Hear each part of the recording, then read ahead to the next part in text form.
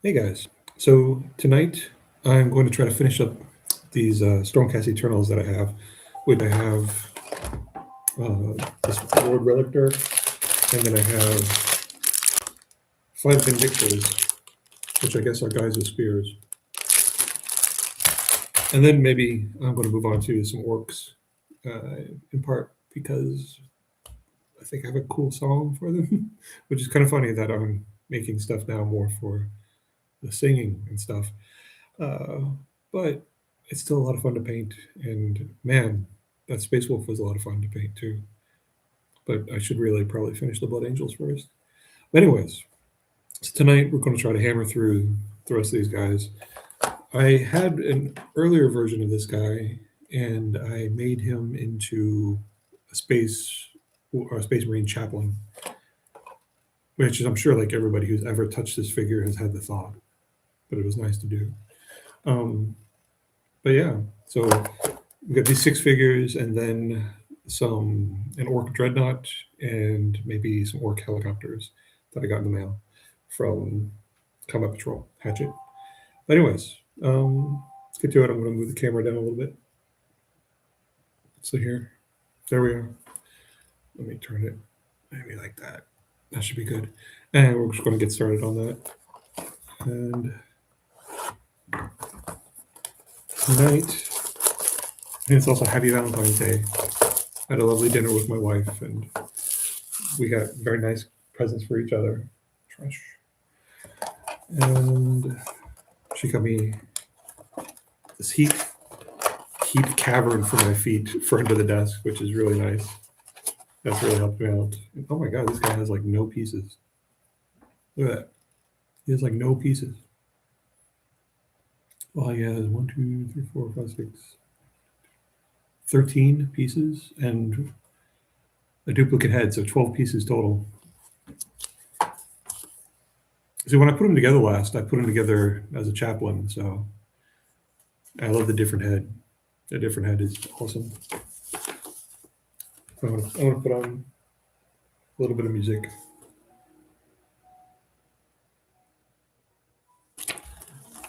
Since it makes me happy. Anyways, that's the plan for tonight. Oh, there. No stickers.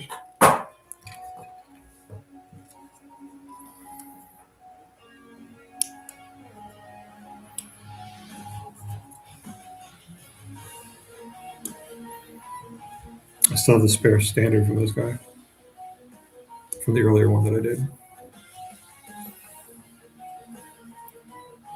Should try the other one.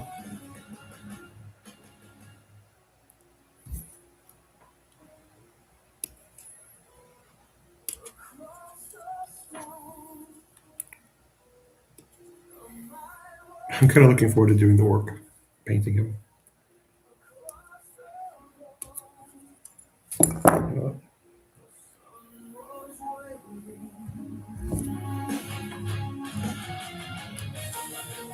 That's a little too loud.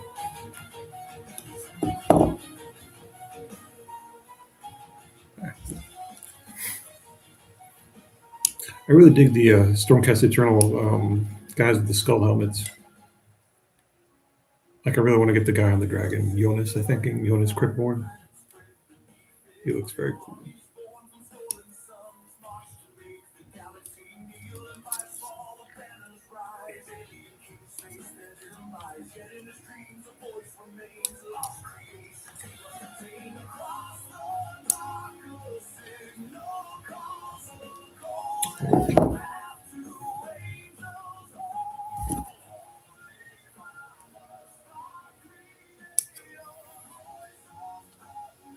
It's always more fun to do this.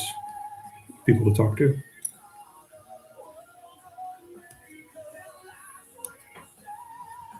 I really like this backpack. I don't know if you can see it here.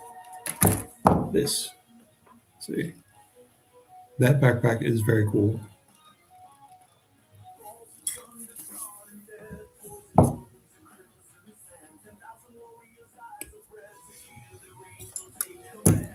I wonder if I should keep his head unattached. Be easier to paint that way. Always worry I'll lose it though. if I don't attach it, don't glue it in.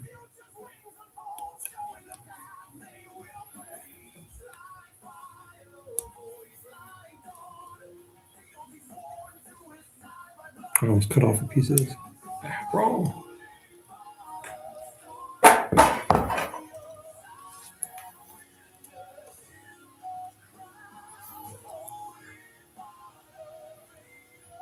I need to lower the light a little.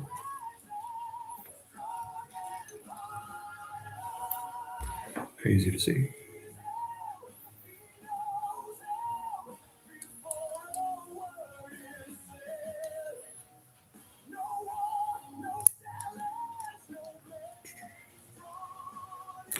This is such a cool figure. I'm going to have to do something with this extra bit. Like a gigantic purity seal for somebody. Oh, they're not purity seals on these guys, on Stormcast Eternals. I don't know what they are. It would be nice to know. I suppose I should like read some of the lore before I paint some of these guys.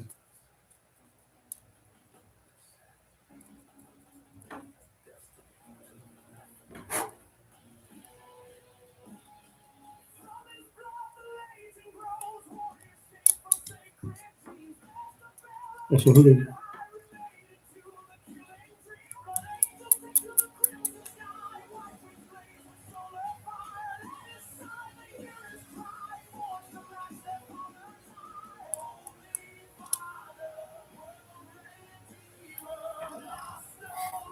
Still think this hammer is pretty cool. I'm fighting the urge to take the bits and pieces of this guy and make him into another Blood Angel, but I should not. I did that already. I should, and and if I do a Stormcast Eternals army, I'm going to need the dude. I should stop cannibalizing him.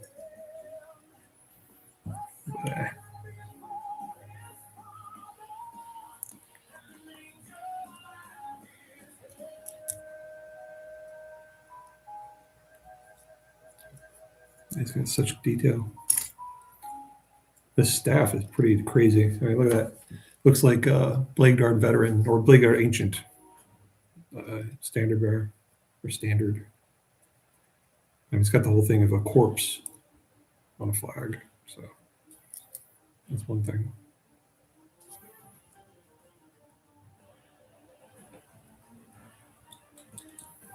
So hello. Hey guys, you up to anything tonight?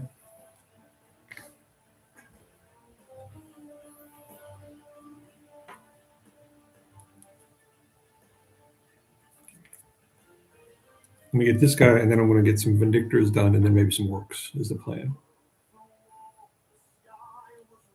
At least that's the plan.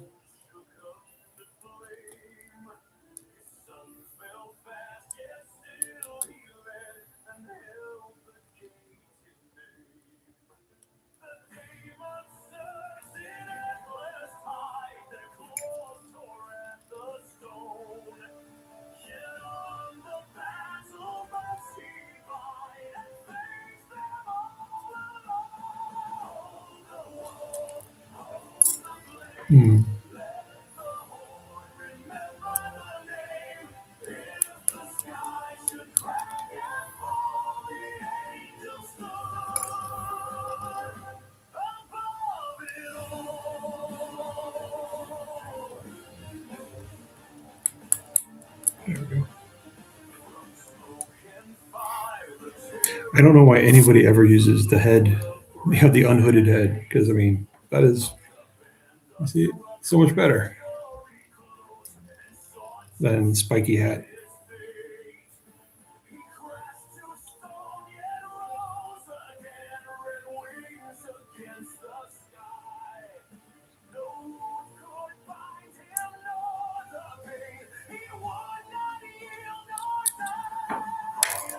Okay.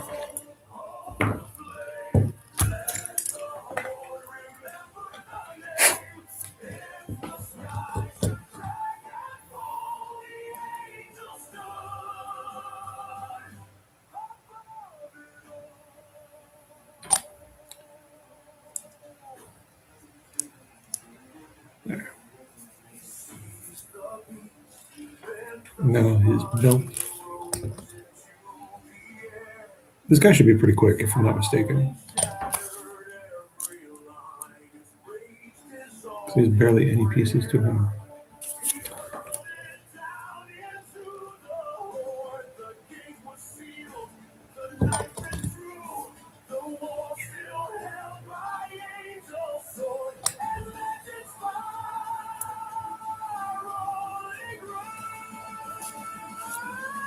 So that's definitely Blade Guard Ancient-esque.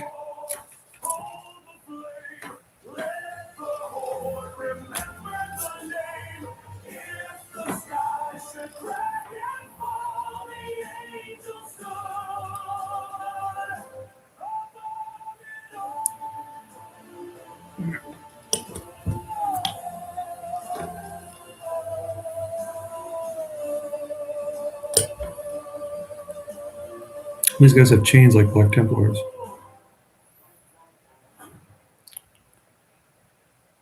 Am I kind of doing this right? I don't know if I'm doing this right. I'm not doing this right. It gives a different angle of it, but it's not a very good angle, like at all. Oh, there we go. I think that's it. Fits better. There. Hey, Vanzig. I use the Pro, but the key is that to come at it with your own lyrics, because their lyrics generation is kind of crap, but their music generation is great. Or your vocals is great. But yeah, it's really sweet.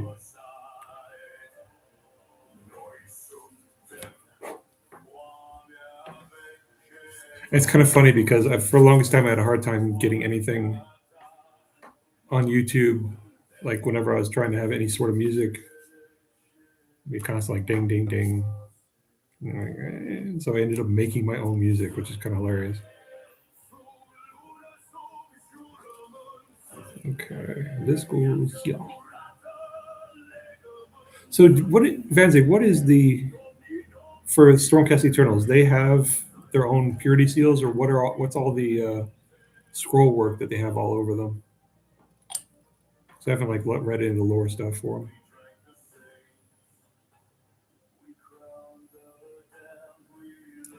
But with the first paid one for Suno, you get like 2,500 whatever things. Yeah. Oh well.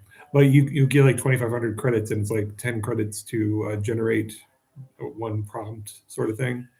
But the thing is if you go in there to do editing, that usually takes a good bit more of the tokens, which is what I have to do usually to get Warhammer stuff to sound halfway decent.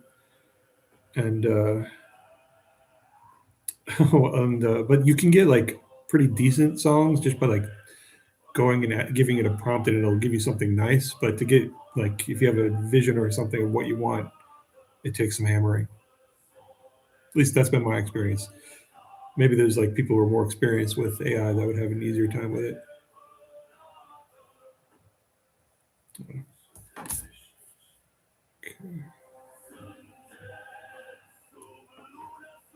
Oh, that did not go. Oh no, that did go. Okay.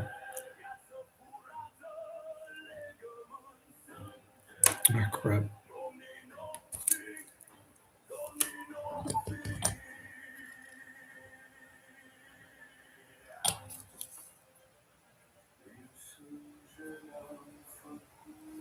I think the main thing about Suno is like you're able to say you have an inspiration for something, and you can just say, "Hey, do this."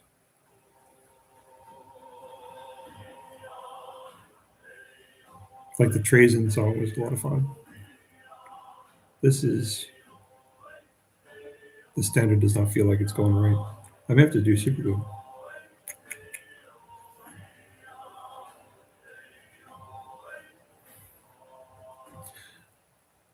Like this guy has a ton of whatever their purity seals are on him.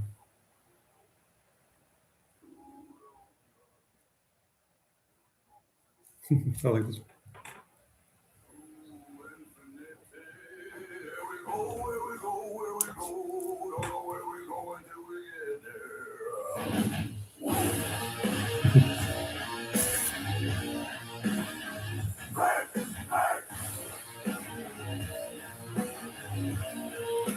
This is a song for the Orks that I was working on.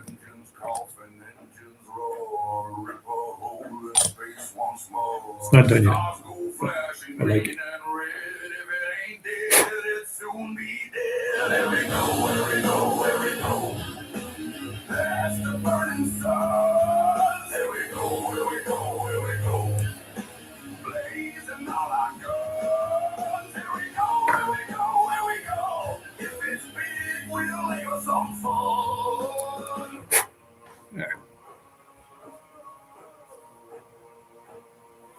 Smash the planets, nick the loot, kick a move like it's a food. Walk gets twisted, don't much care, long as there's a scrap out there. Here we go, here we go, here we go.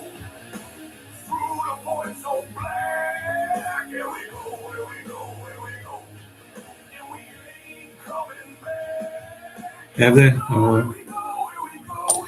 Yeah, I'm not too keen on the whole Stormcast Eternal concept because it feels like it's hard to attach to a bunch of immortal guys who just keep coming back.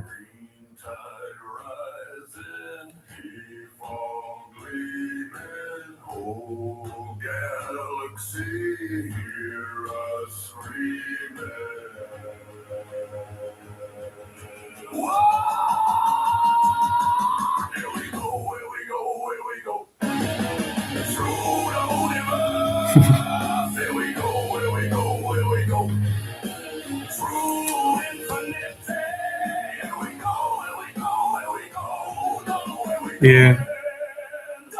Well, it feels like there's not any single person has. It doesn't seem like anybody has like a clear vision on where everything's going.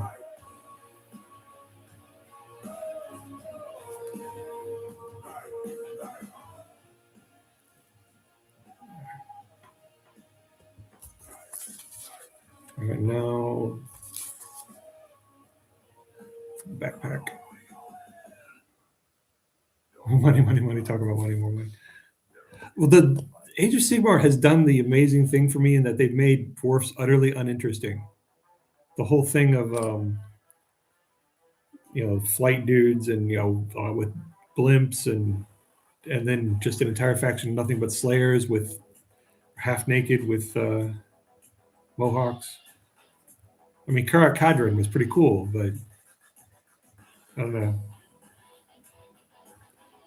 There's nothing that appeals to me about the Age of Sigmar or dwarf factions.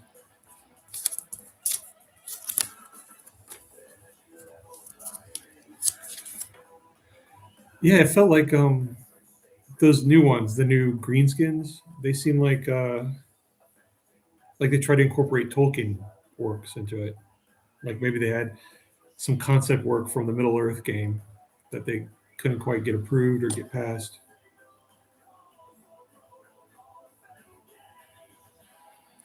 It's not fitting. There.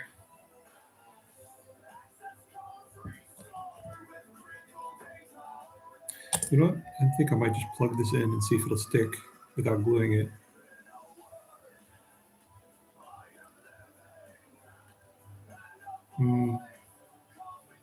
That's such a cool figure.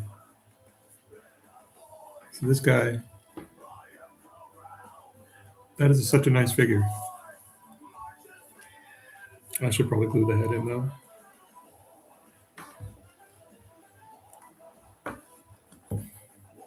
Otherwise I'll lose it.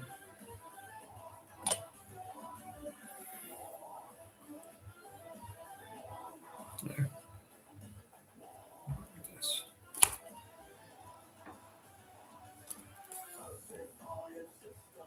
Well, dwarves are there more than two factions of dwarves? Because I just know the guys that fly in airships and the slayers. Hey Kiro, what's up? We were just talking about Age of Sigmar since I'm putting together some Sigmar guys.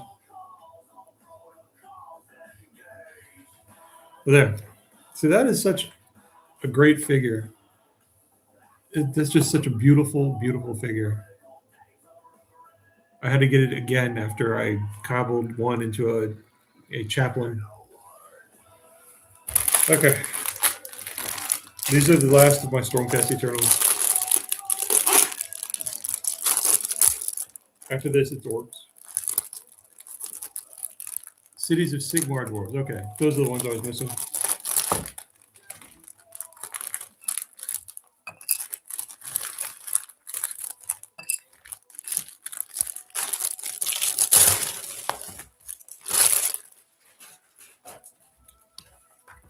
Oh, this comes with a map.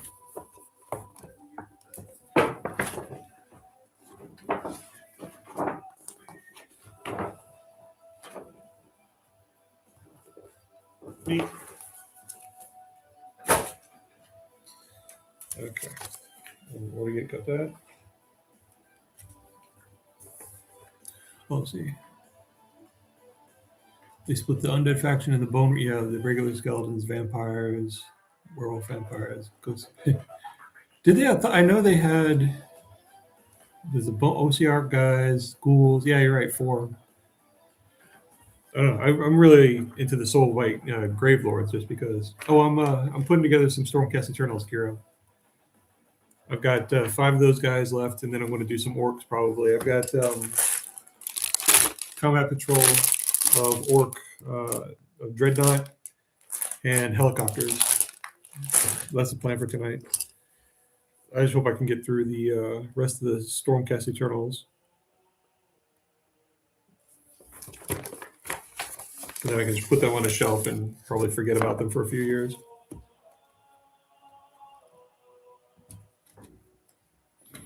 Let's see. You have to take a look through this sometimes because they don't give you the full instructions for the combat patrol stuff.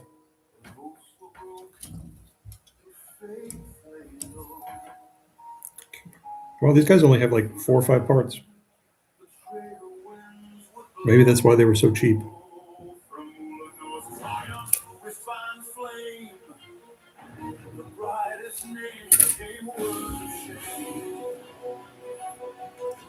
All right.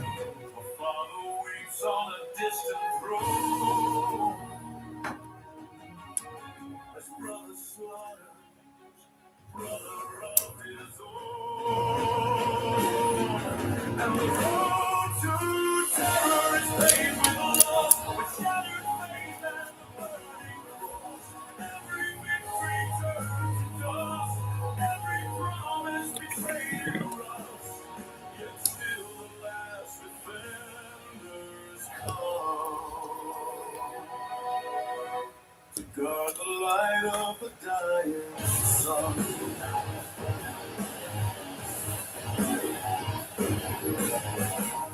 Across the void in battered flight. Are you working on anything tonight, Vanzig, Kiro?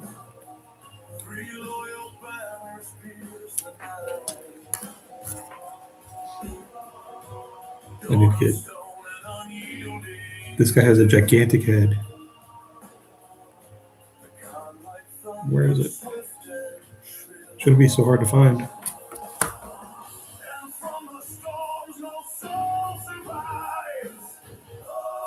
Don't see it on here.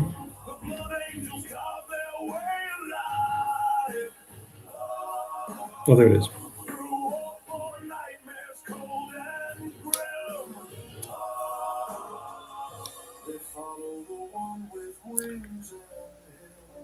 Well, we should. I mean, it's a fun hobby to pick up. I mean, part of me is like, oh, you probably shouldn't if you like, need to save money. But it's a fun hobby just to be able to figure it out and to do it. And there's so many so many good people on YouTube that you can check for how to do it. Lots of good tutorials.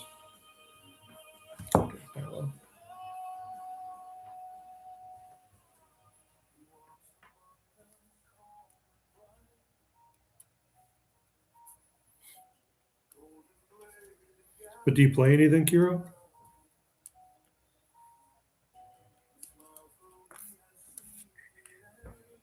Well, this guy has a cool shoulder pad.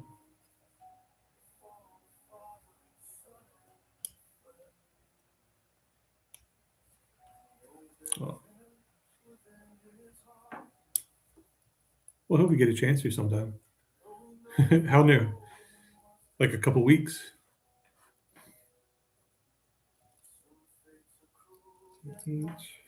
Oh, I need the spear still. This looks like it's bent. The spears are all turned and curved.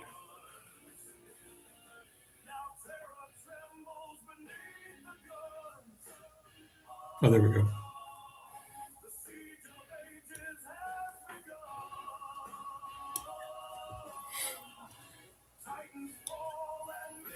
Like a lot of people I've met, well, through the channel and stuff, they're new to Warhammer because they like play the video game, Space Marine, which is a good gateway drug, I guess.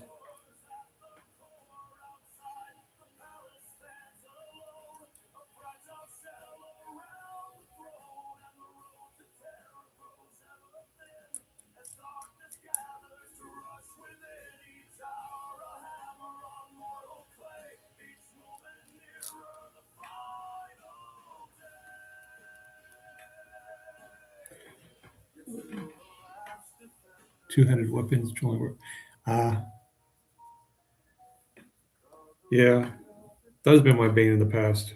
Getting supporting hands to work with rifles and stuff, like the Eldar. That always kicked my ass.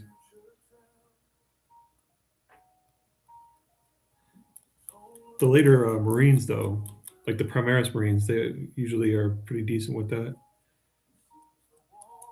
But if you're getting them 3D printed, that can be rough. Oh, really, Kiro? The figure painting. Usually, people tell me that they get into it through the video game or through seeing like a Startates on YouTube or stuff like that. I got back into it because my nephew was into it. He rekindled my sense of wonder, as it were.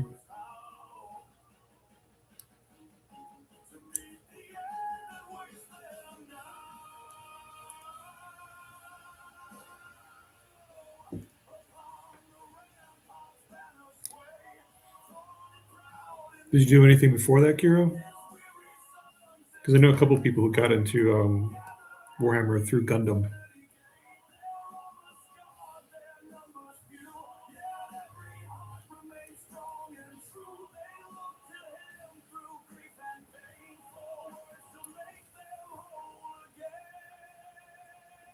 Yeah, those are the first things I ever painted. Were old D&D figures back in the '80s. Raul Partha. Vanzig, do you remember Raul Partha? We're both two grognards. Ancient. Well, I speak for myself. I don't know.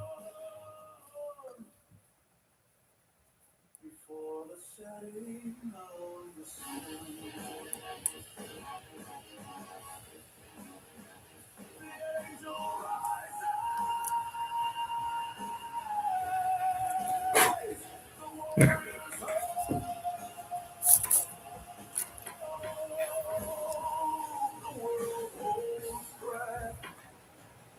Let's see, this head goes. Well, these are push fit. Interesting.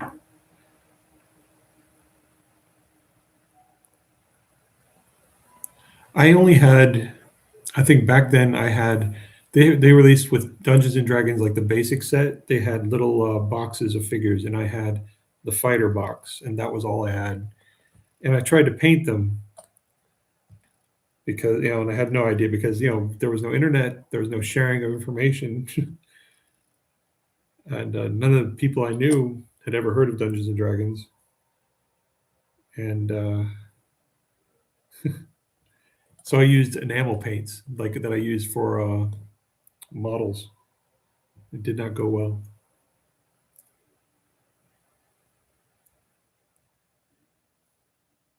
What is this? Oh, there. That's wrong. That's so crazy. This guy's leg plugs in like way up here. There.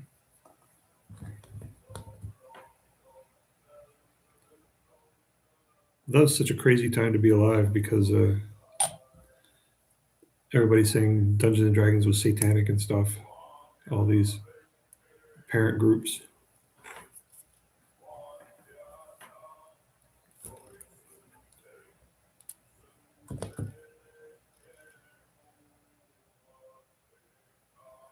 Like I remember having those miniatures and they became contraband. They were illegal to own them in Florida for a time.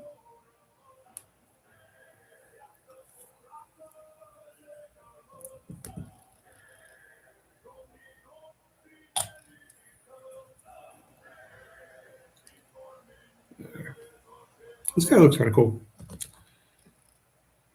even though he's push fit. I mean, I don't know, push fit can look cool.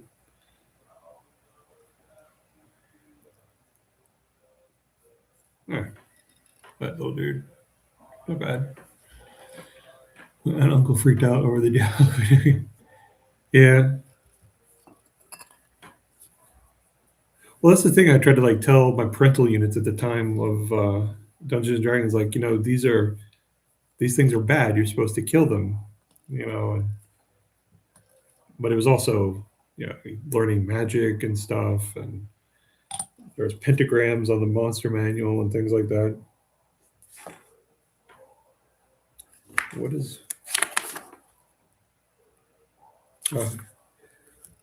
I need to cut off all of the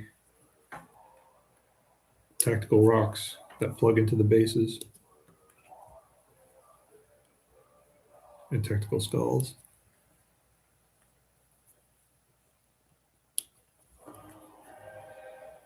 Although I remember getting in trouble with my mom because they had bosoms in the monster manual.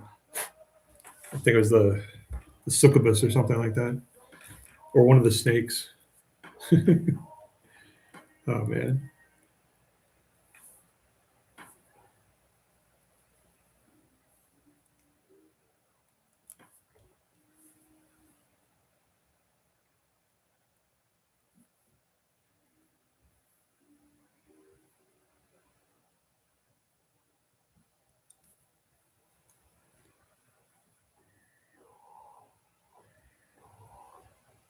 There we go. Okay.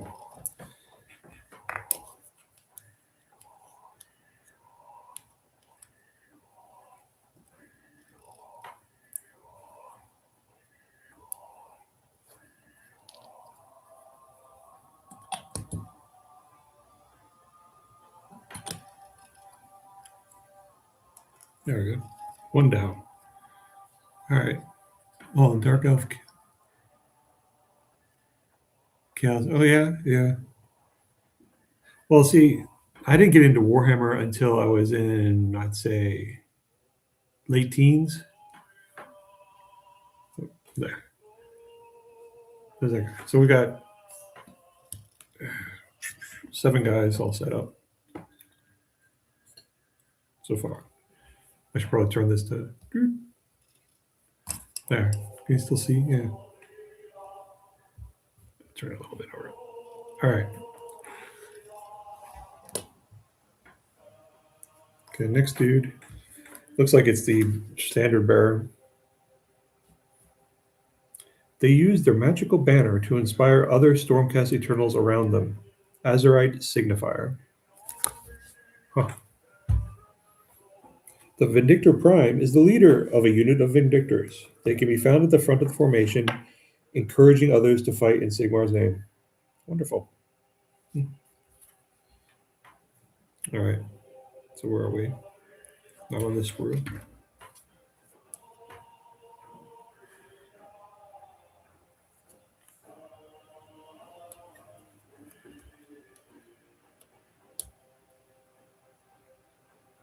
I think over half the songs that I've worked on have been Blood Angels. I mean, doing the rock opera is kind of, skews the metric.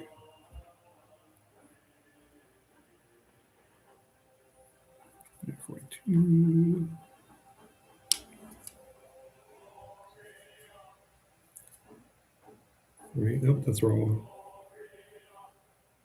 There we go, 48.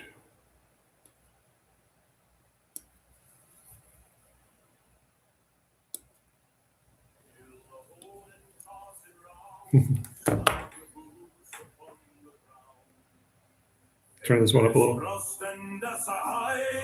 Hear the war owl, hear the rhyme. We are Velka Fenrika, born of ice and storm and scar. Sons of Rasvi, Sloss, Soler. That's just one more tavern door.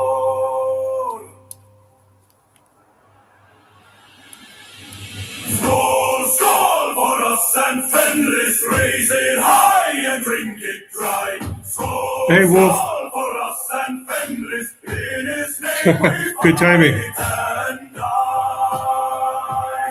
No book can chain a Fenris wolf, no quill can tame our roar. We carve our sagas blade. Just working on some Stormcast Eternals. Come back wanting more. Let others kneel and count their dead. We feast where heroes fall. Mjöden blodig våre årer. Rass is lord of all. Oh, yeah. Skål, skål for us Hello. and Fenris, raise it high and drink it dry. Skål, skål for us and Fenris, in his name we fight and die. Who are we? Where from? Fenris. Who is king? Rush, rush, rush. What is death? Not for us. Wolf brothers lost, we drink Nope, their okay. share, their names in fire we sing. Through heretic flame. Oh, thanks, man. Demon night still howls the wolf. You asking me to paint a space wolf had me thinking about it. I was like, oh, you know, I probably should. So I jumped it to the head of the line. If you've the blood of lip and rust, then prove it with a bang. Skål, skål for us and Fenris, let the void itself run dry. Skål, skål for us and Fenris, we live as wolves, we die as wolves, we drink before we die. Well, I did the pink one first. Watch out. I did the pink technique first. And I put this in a comment to you, I think, but I don't know if it took because I didn't see it when I went and looked back. But I did the pink version first. I did pink and then white, and then I just built up the white a little bit. So you got a little bit of the pink around the outside, and then I did the yellow contrast paint into it. And I think it would be better with the sponge, no white. So just dry brush light pink, so pink and then no white at all. That would be more orange. I don't know. There's so much you can do with it though. There's so many like different ways to approach it. Part of me is wanting to come at it and just go as pure yellow and then do some weathering or a wash to get like the an orange wash in the corners. But yeah. Yeah. For efficiency, yeah. Yeah, I'm not sure if I get down and start building actually the army, I'm going to have to come up with or decide on a process for it. Like this one, I could just sort of indulge and I did some experimenting on.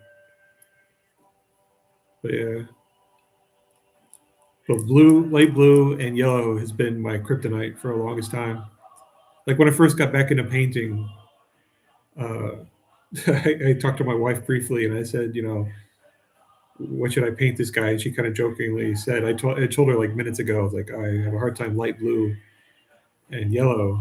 And so she, of course, told me, well, you should paint it light blue and yellow. And so I did. Don't do a zenithal. I usually don't do a zenithal for Marines unless they're a character model where I can, do a zenithal and I do it from the top. And then I do a dry brush of the base color to hit the spots that I think it needs touch up for. Because I do like that shading effect. but not for rank and file. I'm a big slacker in that regard, where I'll spray prime it in the color that it's supposed to be, and then do ink wash, and then dry brush it back up to color. At least that's what I've been doing.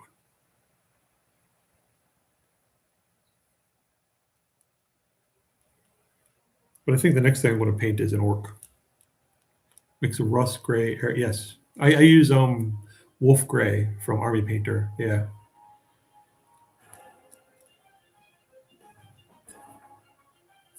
Okay.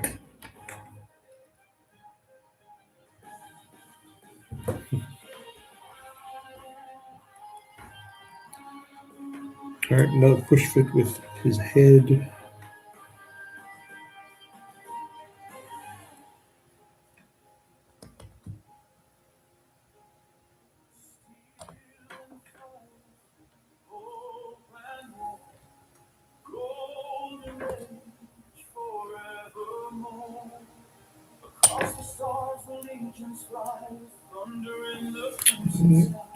Now this guy's pretty simple.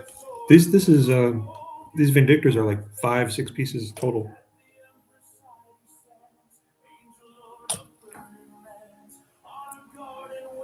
The big pots of rust gray here.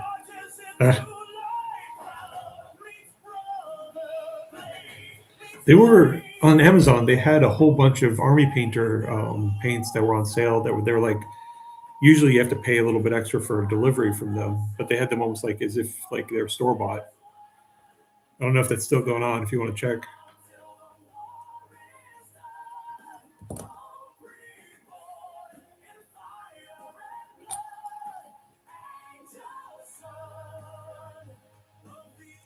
Oh, Wolfguard. Wolfguard is so fun. See, I had a Space Wolves army back in the 90s, but I painted them red because I was giving them like some mild mutations and stuff to represent the 13th Company, which was lost in the war. Hey, Vans, you can see. Vindictors are for beginners. Well, that makes sense, man. They're not bad. I mean, I kind of like the standard bear. The standard's kind of cool.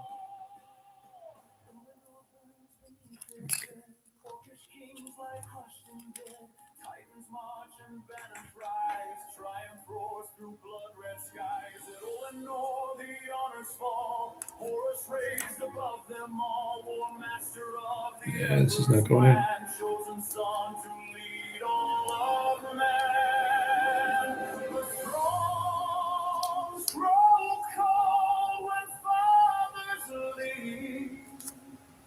There.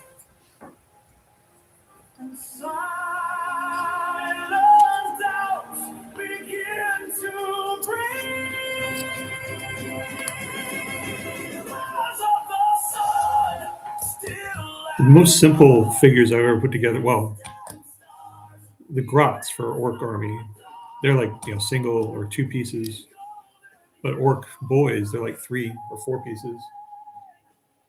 All right. Oh yeah. So he's done. Done. All right.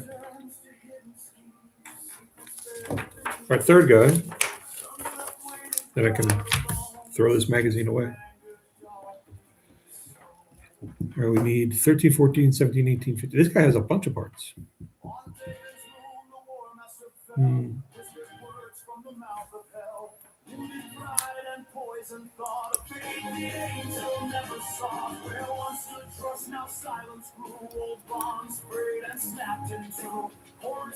Oh, so I'll fill out a competitive list in 2000 or starting. Yeah. Kind of stuff. Really, the Chaos Cultists and Poxwalkers are 2 pieces? That's crazy. And I guess that tops the grots a little bit. I don't mind push fits if they look good, Like, I don't mind the method of delivery. I dislike that we can't customize them as easily, because it's like it's harder to replace their arms and such. But yeah. Let's see, 18. There.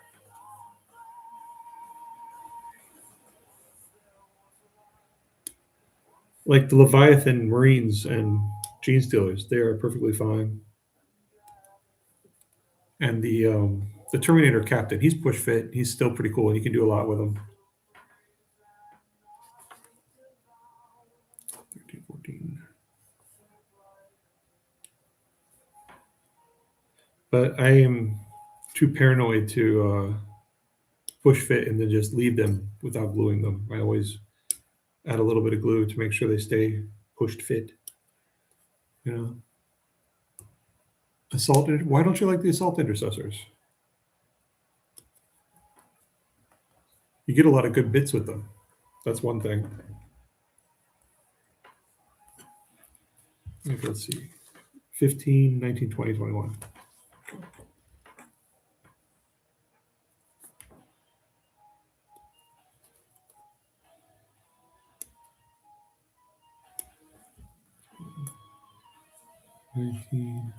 All the same poses. Are they all? Are they all? Oh yeah, yeah. Especially if you're going to take 2 squads of them.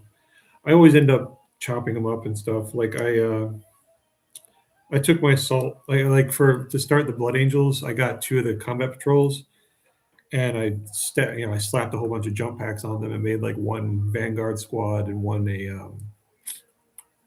Vanguard veteran squad and 1 Death Company jump pack squad.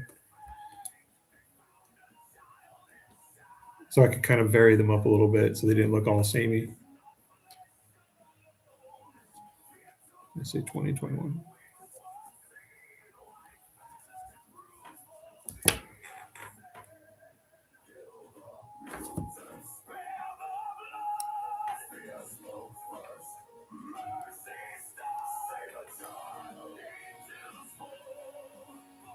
What would you recommend for second army? Bad guys, like some sort of bad guy. If you've got Leviathan, then definitely you or probably ought to have Tyranids. Necrons are wonderful figures. If you get a chance, their later models are really nice, and I think everybody should have the pleasure of like painting, the Silent King, just because it's a beautiful model. Um, and I love Trazen, the Infinite. He's hilarious and great. Imhotep's a nice figure. Necrons are great.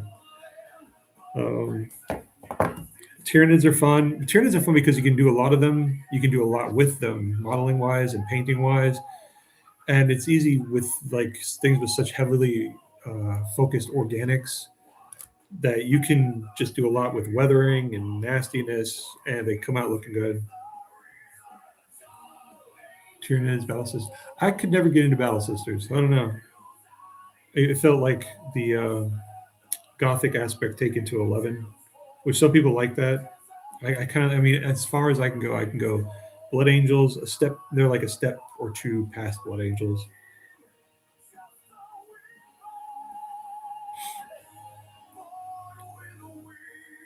Like the organ tank and the cathedral on feet. Tyranids, Necron. Orks. Orks are good. Hey, Visiel. We do 40. Yes, I do 40K, and I do. This is like the first few Age of Sigmar figures I've done. Well, that's not true. I've done a lot of Age of Sigmar figures, but for the old world. Oh, Imperial Knights. The Raptors.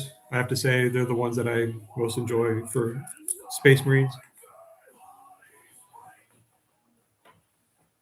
For the Raptors for Space Marines, yeah. It's kind of a toss up between them and Blood Angels now because I've done almost equal numbers between them. But I like the 2 ends of the spectrum. It's probably wise.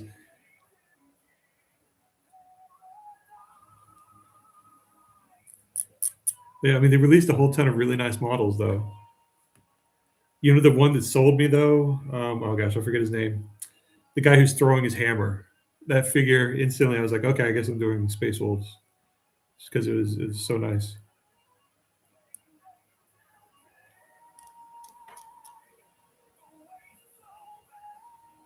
Ultramarine Salamanders, Astra Militarum, great. Arjack Rockfist, thank you. Astra Militarum is wonderful. Like, I have some Kriegsmen, and I just love the whole thing of heavy armor and artillery and normal people fighting. Oh, too bloody. It's 40K. No such thing as too bloody.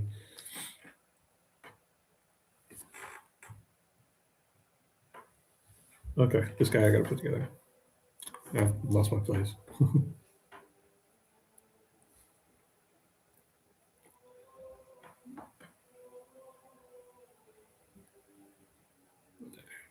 Oh, I think I almost broke it.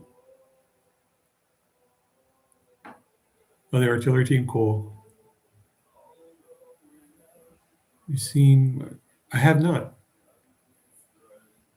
I'll have to take a look. We'll have to see. Oh, that's why this guy's not going on. I missed the spot. Let me see.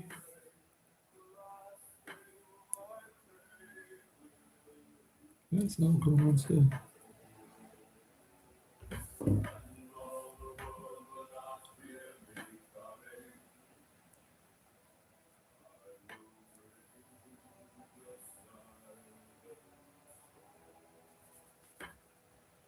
Okay.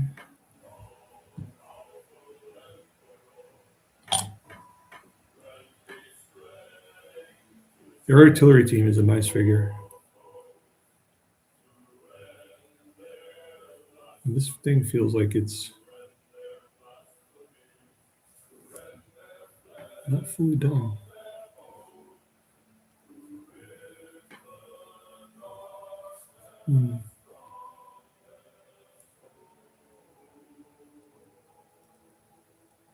I guess that's right. Fits. Fits-ish.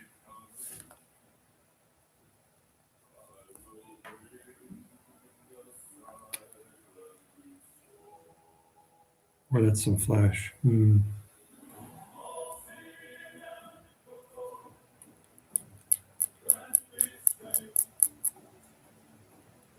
I listen to a lot of different things. Like right now, I'm just listening to the Warhammer 40K stuff since that I've made with AI. That since YouTube won't ding it. Oh, cool.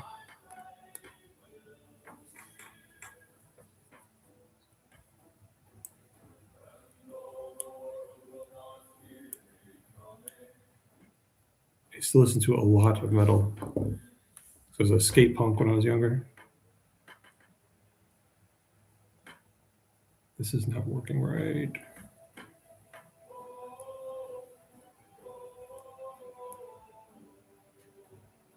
Okay.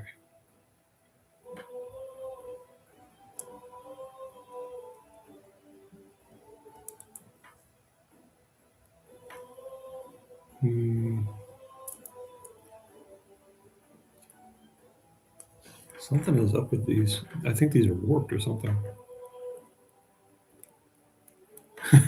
Cool. Yeah, back in the 90s, they used to have like, the hair all on one side of the head. And every single t shirt I had a skull on it. So it was very cool.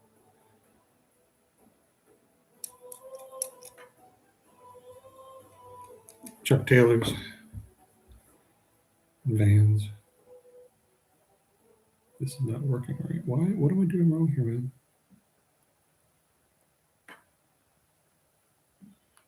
Even if you own the licenses, the algorithm will think it's stolen away. Yeah. Yeah, the AI, well, AI is because it supposedly is completely blah, blah, blah. But yeah. Yeah, I need to really start doing that more. Sponging gives you a lot of options. And I've just been, I don't know, dragging my feet. I've got like a whole bunch of them in the closet over there. I don't know. I just need to find the right time. And I guess really the right time was doing those yellow shoulder pads.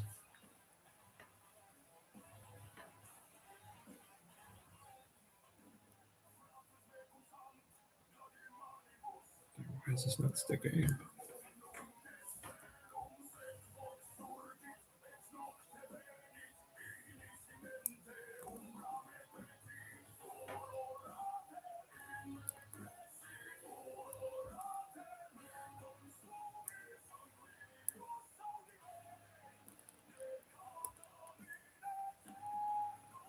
There, finally. I'm gonna have to use my teeth.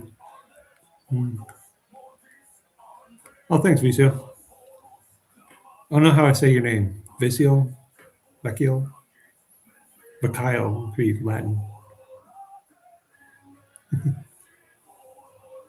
It generates sci-fi stories that would allow story, of course. Yeah, I said. Ah, Beshal. Beshal. Thank you. I'll try to remember that, man. I can't promise I will. I have a terrible memory. I'm that old.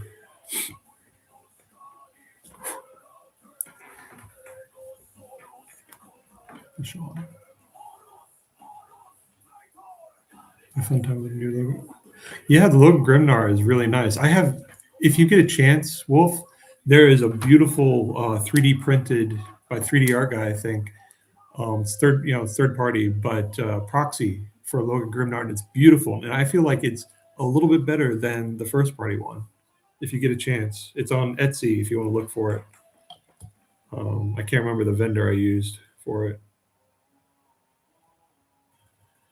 Although Etsy is getting busted on lately because of Games Workshop suing everybody.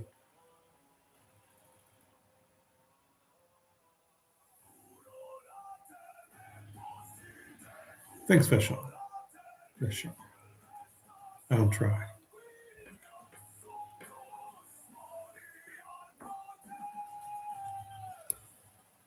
There we go.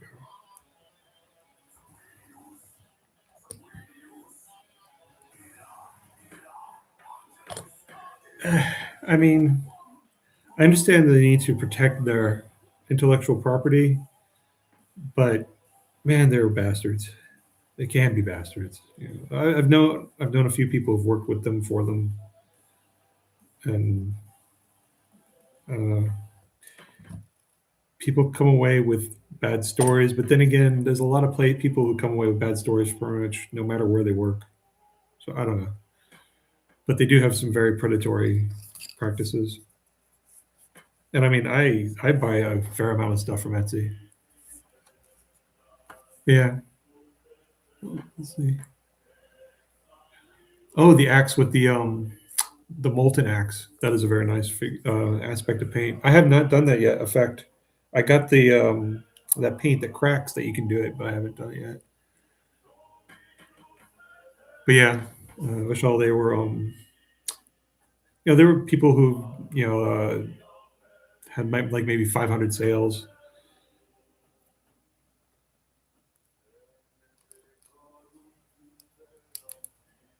But it's kind of crazy. Like things are accelerating in regards to intellectual property rights, and it's going to be a mess.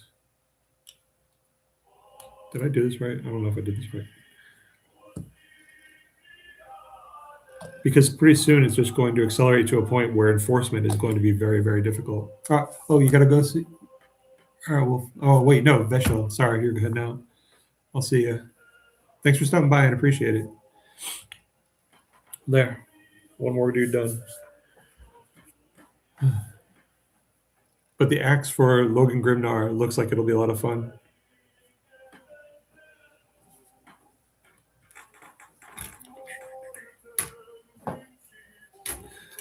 So I don't know. Now that I painted that, okay, cool. Hey, Kiro. Yeah, it's kind of crazy that GW tried to, trademark Space Marine. And the whole reason for Age of Sigmar was so they could trademark all the factions because orcs and high elves and stuff, you can't really do that because they stole them from Tolkien. So I don't know. It's crummy, but I also understand that they've created several decades worth of lore. They need to protect it, but I think there are a lot more options they could have with that were customer friendly, I would say, and third party friendly. I've totally lost where I'm at. Okay. Oh.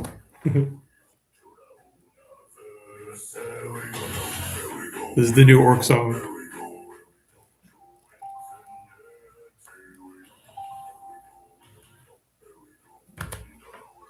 Until we get there.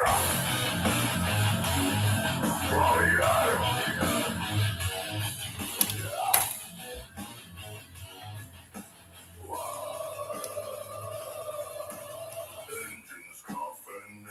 engines roar and roll in space once more. Stars go flashing green and red. If it ain't dead, Okay, see you later, Wolf. Nice to stop by.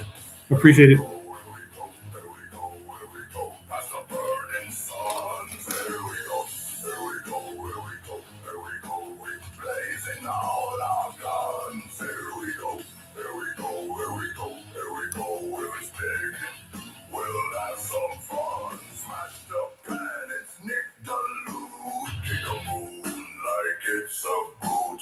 What gets twisted, don't much care. Long as there's a scrap out there. There we go. Through the void so black. There we go. When we ain't coming back. There we go. If we get lost, we'll crump the map. Yeah, they're going to 11th very soon for Orks. I don't know.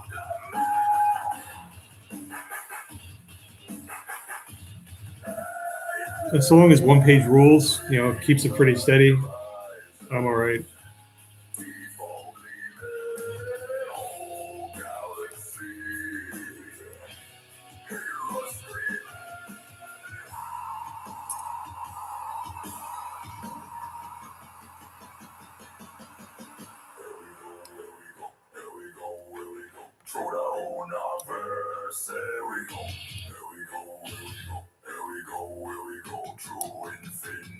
I don't know if I had like a regular group of people to play with, I think I'd be more.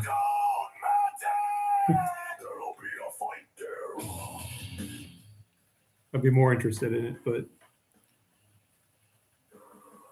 for just playing with people on occasion, I think one-page rules wins out for me. Because we're never, even with people regularly, like at a game store, almost everybody wants to play for fun. The only place there's a store at Battleground that's in Eastern Massachusetts. They're very much into tournament play there.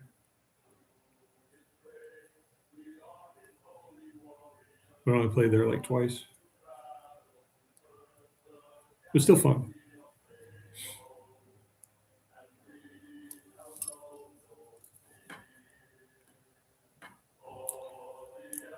So I'm kind of looking forward to the change in edition just because I want to get another big box set filled with cheaper miniatures, maybe 2.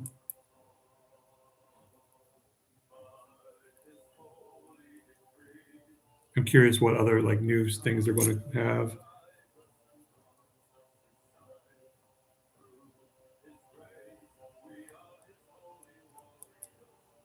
There's a lot of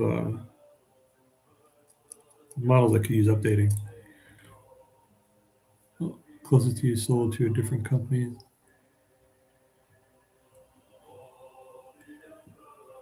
Oh, did you have a hard time with them before?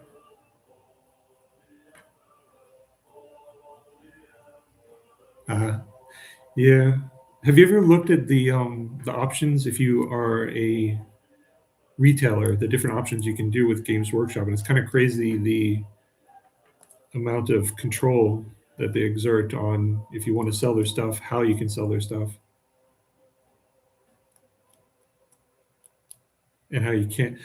There was one store that let's see, a certain quantity of product exactly, and you have to do a certain amount of business before you can offer a 15% discount. Lots of stuff, and it was. And this one shop was going out of business like about 30 minutes away from me, and I didn't know until like the day they were going, their last day, and we went over there, and they had 50% off of everything in the store, which at that point it was mostly just shelving and stuff. And so I went in there with my wife, and we looked around, and the only thing they had for Games Workshop was a bunch of like White Dwarf issues and primer. And I noticed that I looked at the primer, and the primer was listed as like $40 and I was like, what? It's because primer is usually about $20. And apparently they had to raise the price of it to be able to still sell it during their 50% off sale because GW doesn't allow them to, even going out of business, to lower their prices. And I don't know. I mean, I could kind of see the reasoning for it, but dang, it's kind of crazy. So in essence, screw them. I guess. I don't even know where I'm at. I'm babbling too much. 50% off queens. Oh, cool. Yeah. Okay, see you later, Kiro. Nice. Thanks for stopping by, man. Is this right? That can't be right. Oh no, that is right.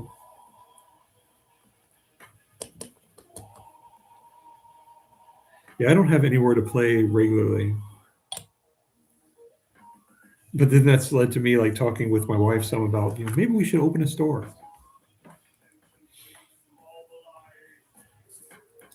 Like if we win the lottery, we'll open a store. But there are a lot of loan options out there. So who knows?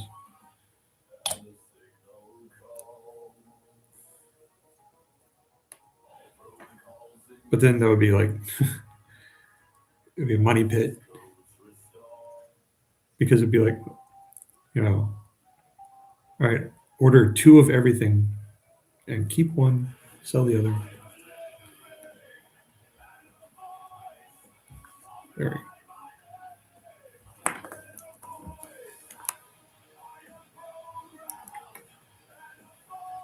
Yeah, this guy's only 5 pieces. Was the employees at one of them were like, our game day is X, Y, and Z. You should come to the store more regularly or whatever. Well, I've heard a lot of stores are kind of doing that now because of those business practices. Because the sales are not as strong and you have to move X amount of product. So I don't know. And I remember a friend of mine was telling me that this was years back that they had to move every month X amount of getting started kits, and it had to always be on an upward trend, even though like my acquaintance at the time, he'd opened the store. He'd opened the store, and they had released some army at the time, and so all the getting started things like they sold every single one they got, but that created this huge expectation, and so they never met those expectations ever again. Yeah. I don't know. Part of me would be like, maybe just sell used, or something like that, or just be a store where people can come and play. But I don't know. Apparently, if you get to a certain point, that they will seek you out and ask if you want to sell their stuff and try to offer some favorable terms. But I don't know.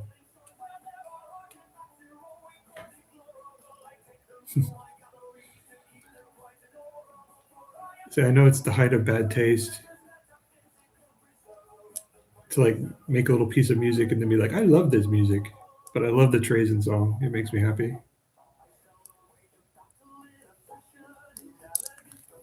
Ray Rogers and Hammerstein. Hammerstein.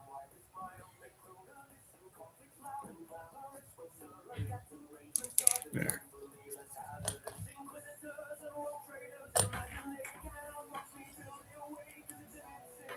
There.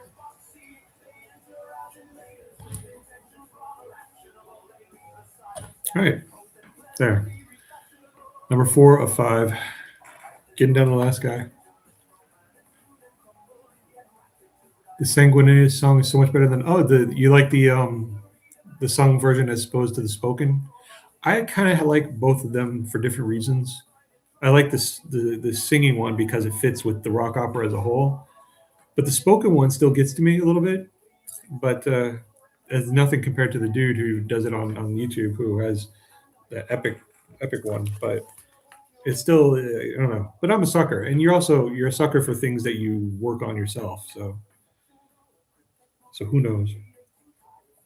29, 30, 32. Here we go. There's a lot of spare parts on this thing. He doesn't have as much. He seems a little bit more withdrawn, but he is more emotional in the singing version.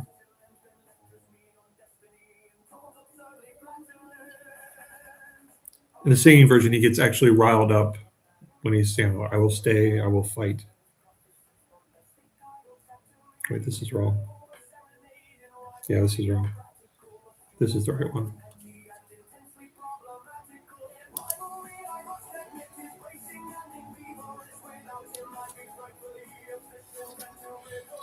I still kind of like both. Like that's why I preserve them both. But if at some point I might do video and consolidate it into like probably at this point it'll probably be about 40 or 45-minute long thing. I'll definitely use the singing version.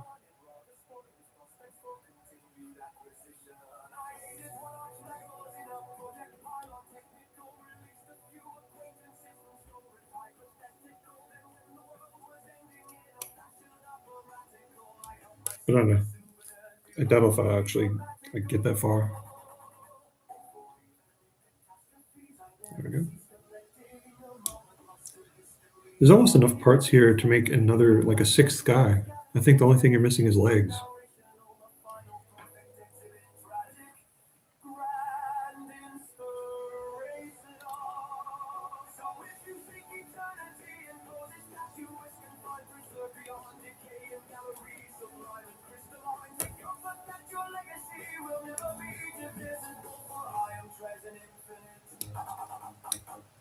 The next song that's coming up is the fight with Kabanda. And then I think the song after that, Necron Army and Gilly. Yeah, you should. Those the Catans. There's some really nice like third-party Catan on Etsy. Like one person, he that's like their whole store is just nothing but weird Catan, and it's kind of neat looking. And speaking of, there's the song.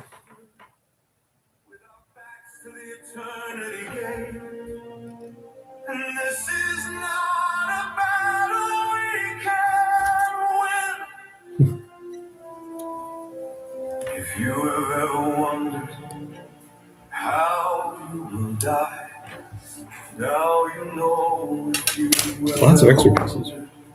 Where your body will lie, now you know you will be killed on the last wall between hope and horror. With a Void Dragon. I kind of like the official one, but I think I like it because of the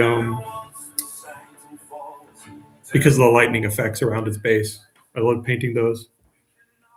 I'm a sucker for special effects.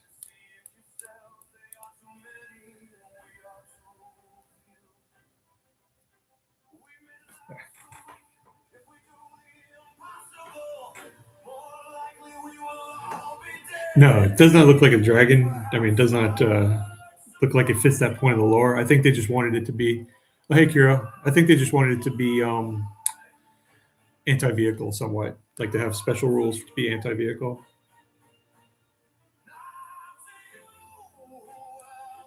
I wouldn't be surprised if I found out it was like concept art for something else. I have looked into your faces and seen what this war has cost all. I have followed the flow of battles that each of you have survived. To stand here on the final battle. Drink a soda. Now the War Master offers you the light of life. Promises of mercy, his forces are incapable of showing. If we will abandon this last war and it falls to me, here and now. But after, let's see, Transcendent is an awkward place. Yeah, but he's got like constant teleporting though, doesn't he? Like the other one, well, if you use that detachment, then everybody can deep strike. But yeah.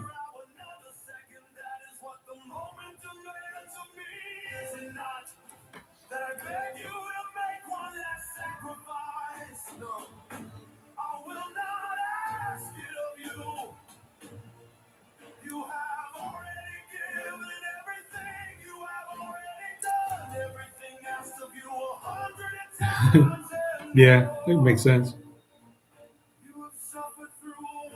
The figure is not that cool looking though. It's so basic. Like I've got a set, of one in there with the big, vehicle that he comes with, and I'm thinking like, if it's too hard, I'm going to just make him part of the thing because there are so many good proxies that you can use for that look way better than just green guy with tendrils.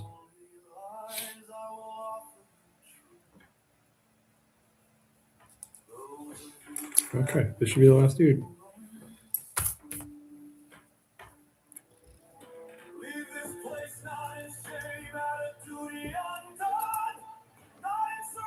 Did I not get the head? I guess I did not get the head.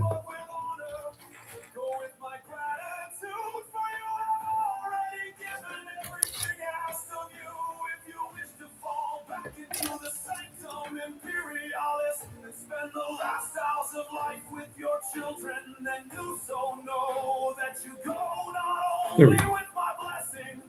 But with my envy, if you wish to leave the wall and take your chances in the wasteland before the battle begins, then in the Emperor's name, you have earned the right to try. And if you wish for the truth, I will give it to you gladly. It shames me to admit it, but I would abandon this world if I could. The prime in me craves life with a ferocity that shames. See, I let my nephew and my sister-in-law listen to the difference between the two, the singing and the spoken.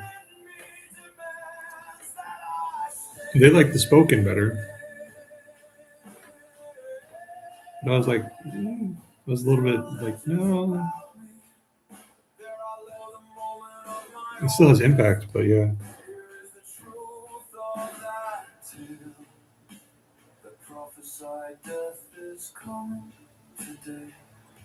Add 2 meatballs painted tan, you have fly. Yeah, you do.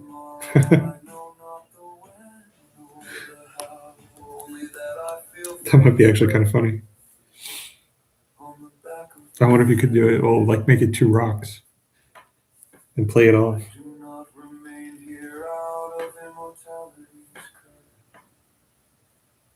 I remain here because if I am to die, I choose this day. I choose to die with my back to the last door. I choose to give my life to buy another hour or a minute or even a single second of grace to those who cannot be here fighting with me. Someone must stand and fight, and if I have but one choice left, I will make it out. I will stand, I will fight, I will hold it. I have spoken enough. You need hear no more of my Yeah, I think that's it.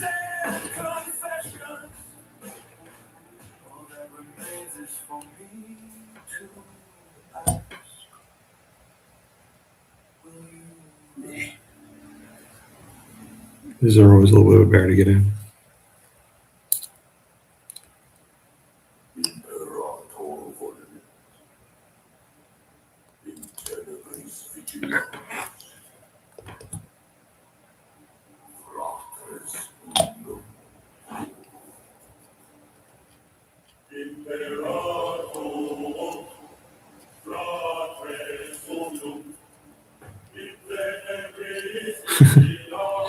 The female Stormcast Eternals have high heels.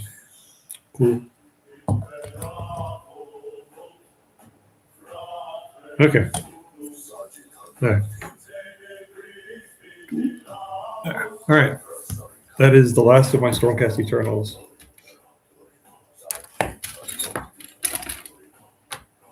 This is all the extra bits.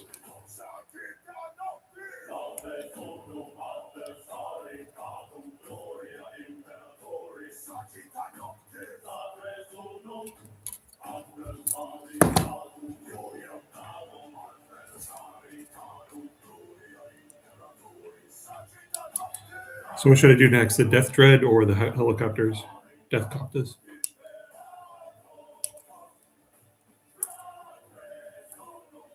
Once I get all these extra bits chopped out, so I can throw out these spurs.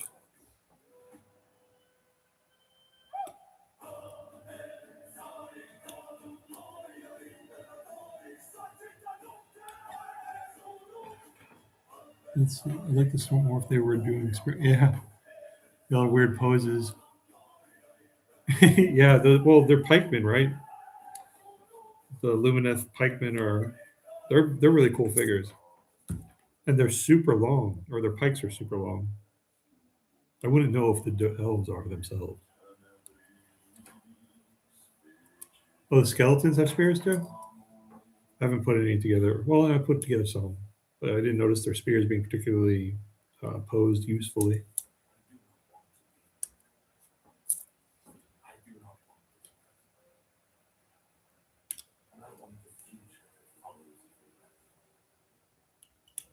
We stand against our own brothers and sisters, with our backs to the eternity gate. This is not a battle we can win. They're one of the only melee units that can poke things to death. That's cool. Oh, that's right. They treat reach weapons as ranged weapons, don't they? Like with like a 3-inch range or something like that. Or that's just Age of Sigmar itself, isn't it?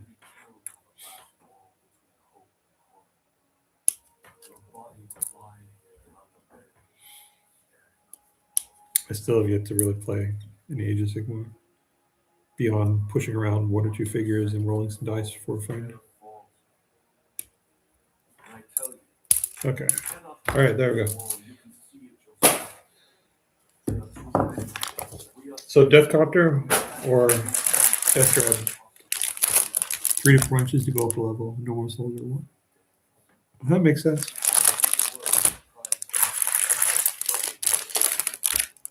This is the Death Dread.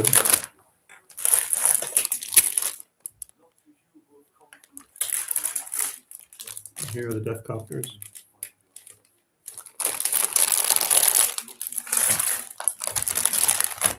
I want to do the Death Dread. Death Dread. Because it's right here.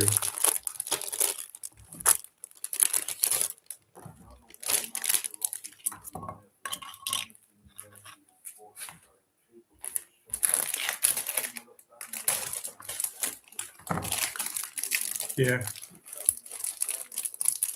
It's a nice figure. You know what's coming though, Danzig. I'm going to ask you to look up the stats for it. How, like what weapons I should put on it. Because that's what I do. All right, it has 3 sprues.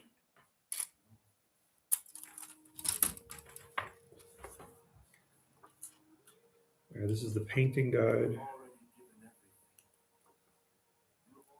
Orc culture.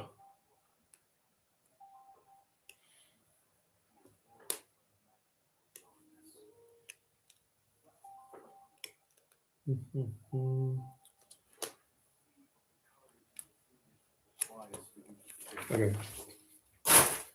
So this is the instructions in here, I believe. Yep.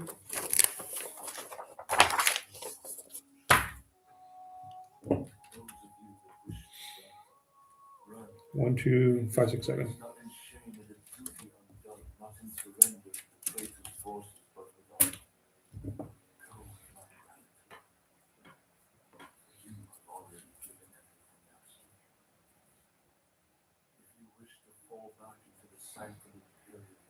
Spend the last hours of life with your children.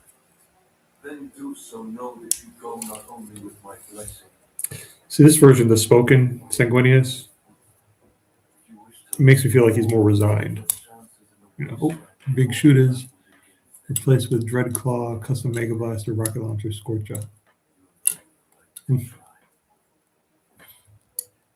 I usually, if I can, I stack as many close combat things or enhancing things on whatever I do for the orcs, just because their shooting is usually kind of anemic.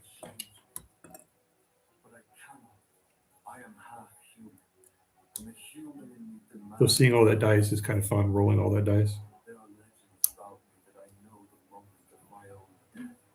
Let's see, replaced with Dreadclaw, Custom Mega Blaster, Dreadclaws, can be replaced with Big Shooters, Custom Mega Rocket Launcher. So any 4 you want. I'm probably just going to go with 4 choppy bits, whatever those are.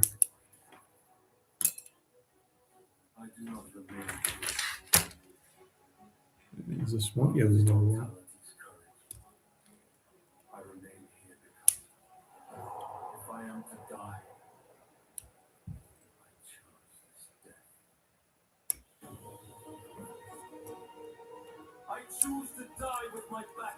So he gets animated there. I choose to give my life to buy another hour, or a minute, or even a single second of grace to those who cannot be here fighting with me. Someone must stand and fight, and if I have but one choice left, I will make it now. I will stand, I will fight. So 7 attacks, you take 4. Yeah, that's probably what I'll do. But is there anything that's super big shooty? D3 Mortal. Oh, interesting.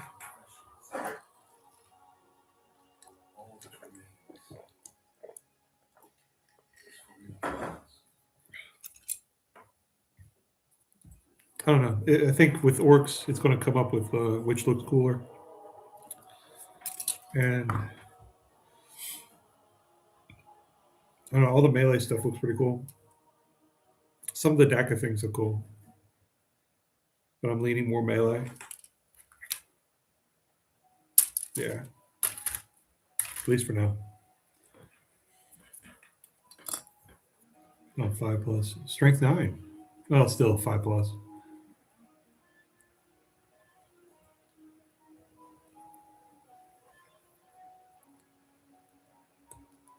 But isn't there, oh gosh, what is it?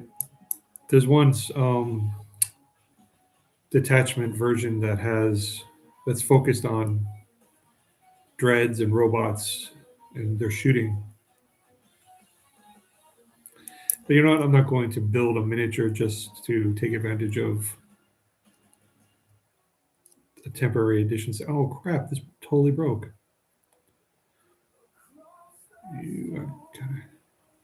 That completely broke.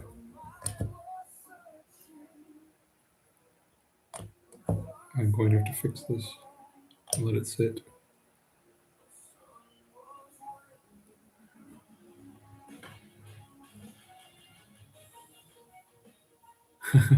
Really? I haven't been paying attention. I saw, was that the Christmas detachment? I remember some people were complaining about that. Gotta set this aside. Stay.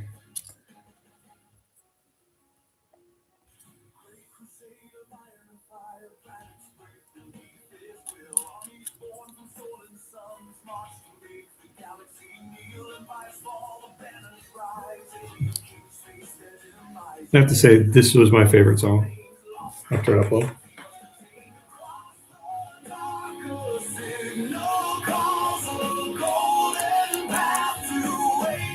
This is when the Emperor finds Sanguinius.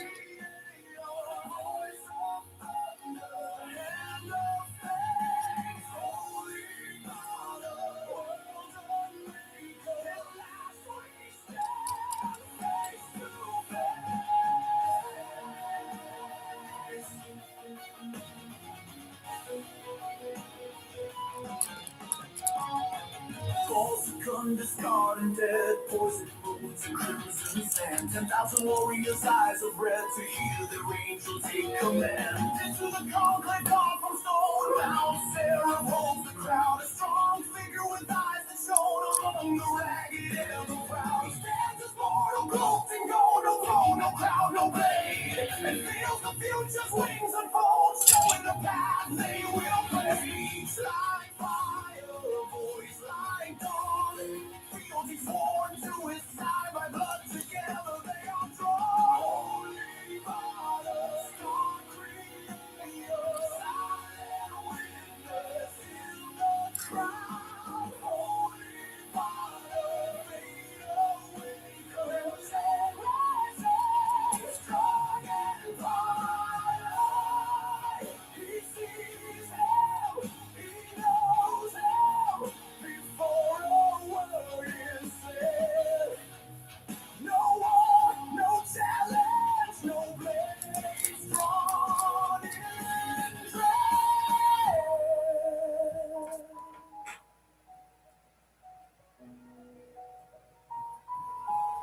The angel drops to broken knees.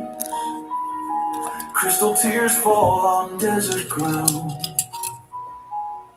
Where they rest, white flowers grow. Life where only death was found. Stand, my son, the emperor said, and destiny took breath again. From his blood the legend grows, warrior shaped from sacred genes. There's the banner lifted high, remade into the killing dream. Blood angels stick to the crimson sky, white wings blaze with solar fire. Let his son, the hero's cry, forge to match their father's eye. Holy Father, world redeemer, lost no longer, found at last. Holy Father, So they get one.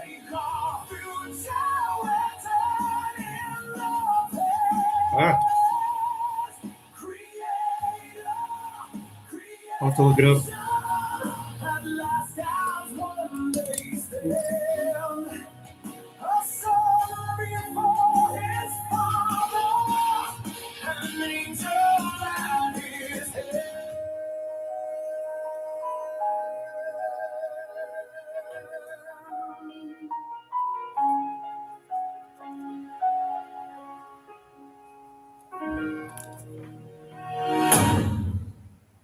All right, turn it back down now. Sorry, I just really like that one. Let's see. There we go.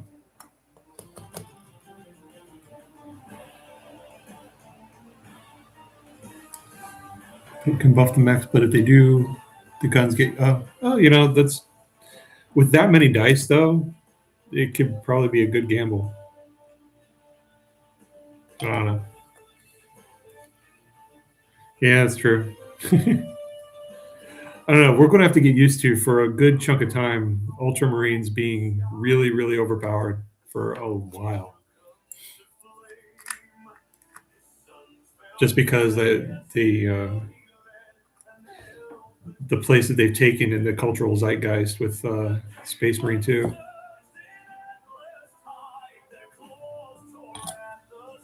There we go.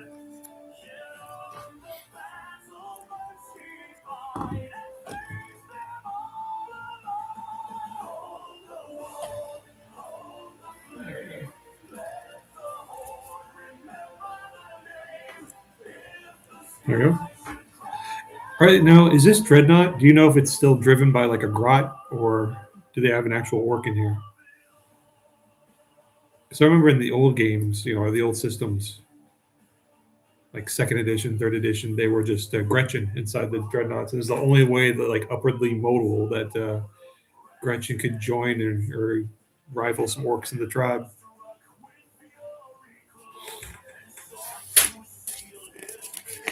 Next page.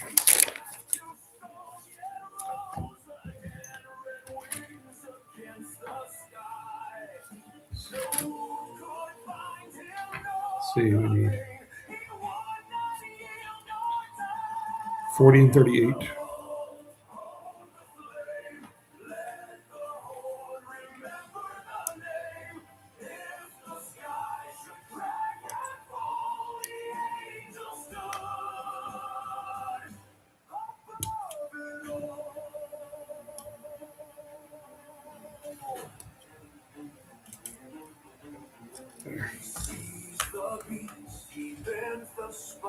Okay, 40, 38, and this needs 48 and 83, which is here. These are oddly, like, really specific, and, well, I guess they're orcs, so there's a reason why they're not mirrored. So it's a bit chaotic. Let's see. Our actual dreadnoughts, a crippled orc is welded inside. Oh, okay. Well, I thought they had to do that, though, with the grots, too. But that was like ages and ages ago.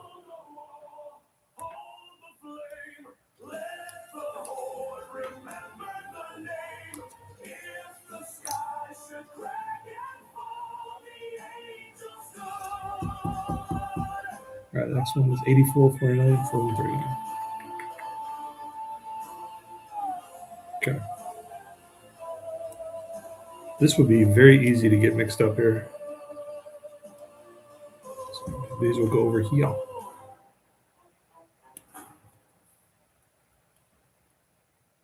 Okay.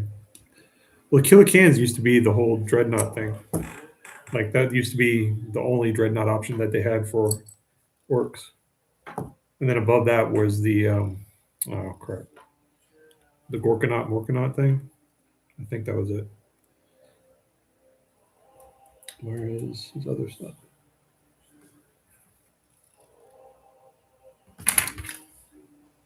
There we go.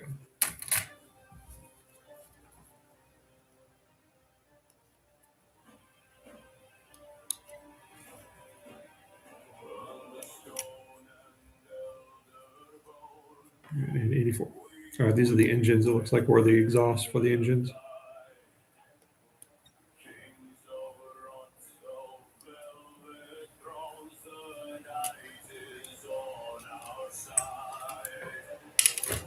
Are Killer Cans still any good, like stats wise?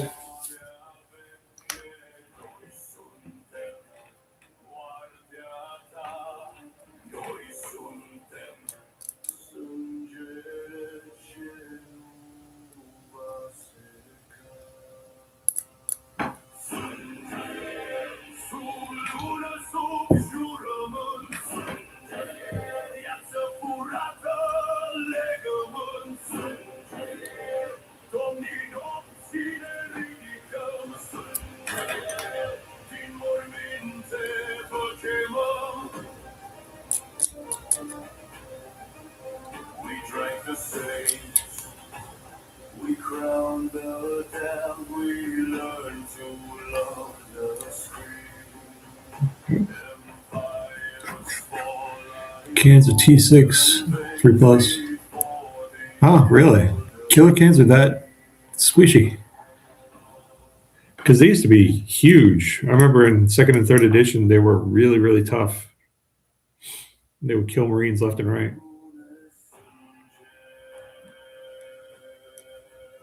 Like toughness 6 is not super hard to overcome. But I guess it depends also on how many points they are.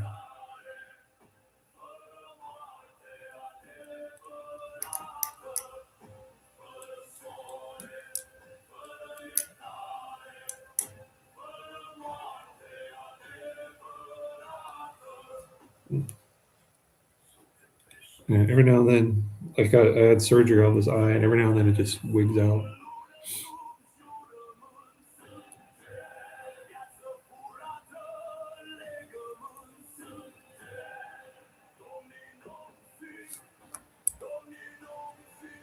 Then I guess I'm not really taking it easy with it. Constantly trying to like look at tiny, tiny things.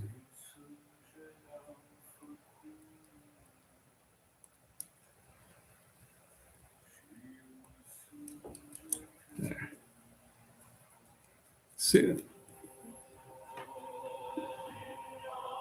Wait, six kilo cans for 250? Are you serious, or is that a typo? And 1 for 120 is not very good, but 6?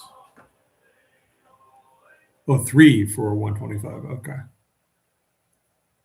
I mean, that's equivalent to Wraithguard, I suppose you could say.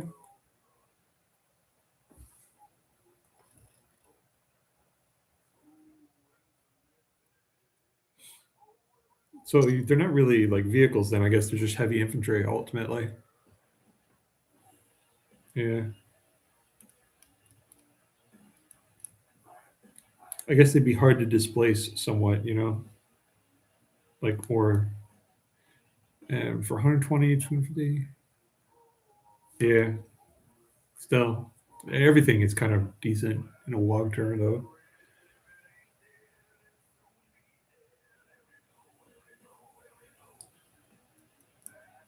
Okay. All right. Try fit.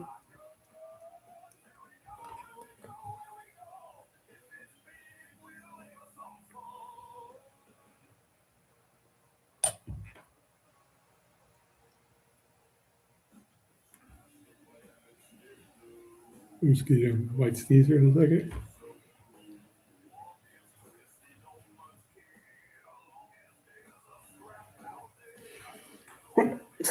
Excuse me. Get plastic up the nose. There. Yeah. Well, again, Ultramarines, they're going to be overpowered for a long time until something else comes up and steals prominence, which maybe whatever Cavill decides to do for Warhammer, if he ever does. So who knows? Come on, stick.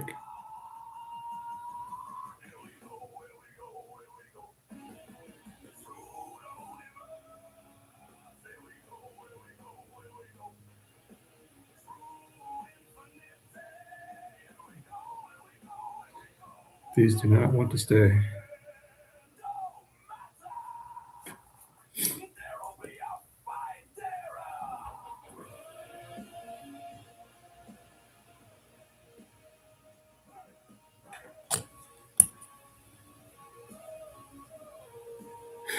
Yeah. And Immortal Titus.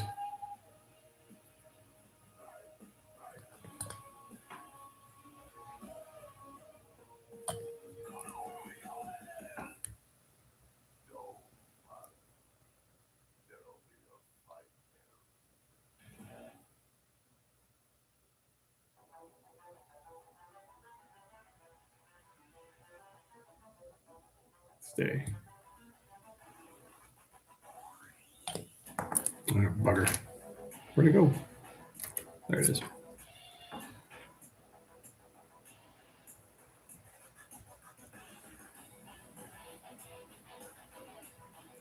But I mean, Games Workshop has a long history of, using rules to sell their models, but then again, you can think about it. They also have times where they've released new models and their rules have just sucked too. But like the most recent thing I noticed was Prince Uriel, or I think it's Uriel. He's getting released a new figure like this weekend or next weekend or something like that. And he got his rules changed to he can no longer lead Guardian squads. He can only lead the new squads that are being sold right now. That's like so freaking obvious. It's like, oh no, he can only be used with these new miniatures that you must now buy. And it's like, man. Every time that something like that happens, one-page rules makes a little bit more money. Hopefully. All right, these go on the back. Like that. Cool.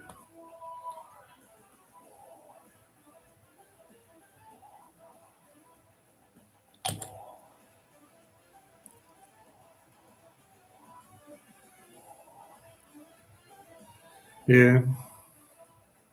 I buy miniatures usually if they look cool. That's the main thing.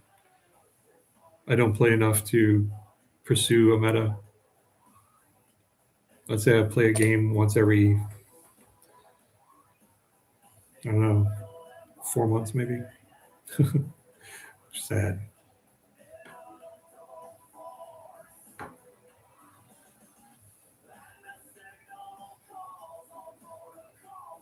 All right. So there's his engine bits. Now I got to do the feeties.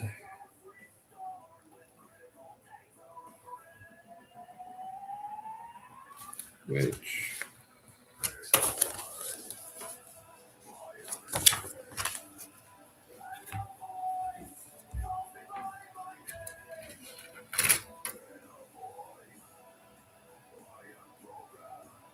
okay, 20 and 18, 21 and 19.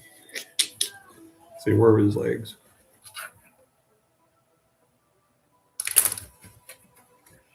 Oh, they're right in front of my face.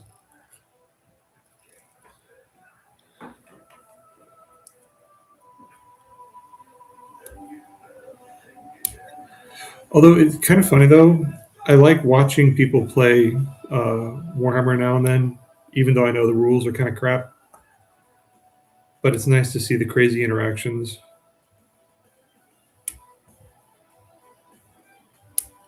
And whenever somebody like says, and I invoke this rule, and then I invoke this rule, and now I roll 60 dice and destroy your army. It makes me giggle. Where are his feeties? I don't see them here. 50 and 51. It's usually a Space Marine Steve from Play on Tabletop. I always see him like, he doesn't always win, but it's always fun because he always goes for those things. He rolls a ton of dice. And he seems so happy when he's doing it.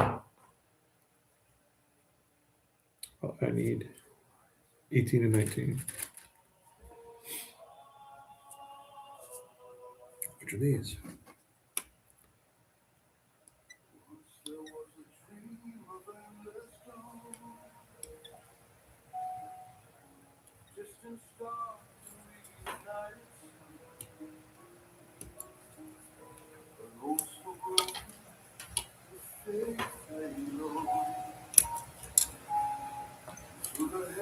Yeah. Well, that's the thing. It becomes more of a game and less than like a war game, you know?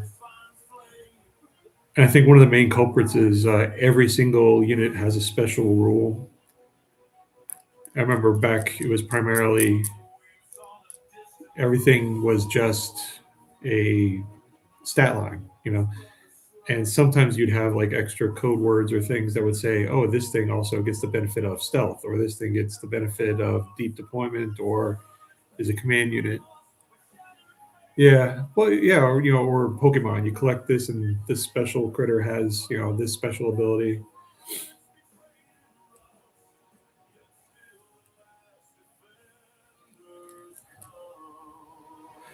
But did you see what they're doing with the make your own champions thing? I think that's a step in the right direction because it basically says, you want this option, it's this many points. You want this option, it's this many points. And I mean, I think that sort of transparency should be in the entire army list. You should be able to say, I want a unit that moves 8 inches that has X amount of firepower and this amount of durability with these special rules, and that should be boom. You should have an algorithm where you say, oh, okay, that's 225 points. And if your army has a special rule, that should be another, X amount of points to purchase that special rule. And then, people spend 10 minutes playing with their custom characters. Yeah. Well, that's the thing is systems like this don't survive getting in the hands of the players. Yeah.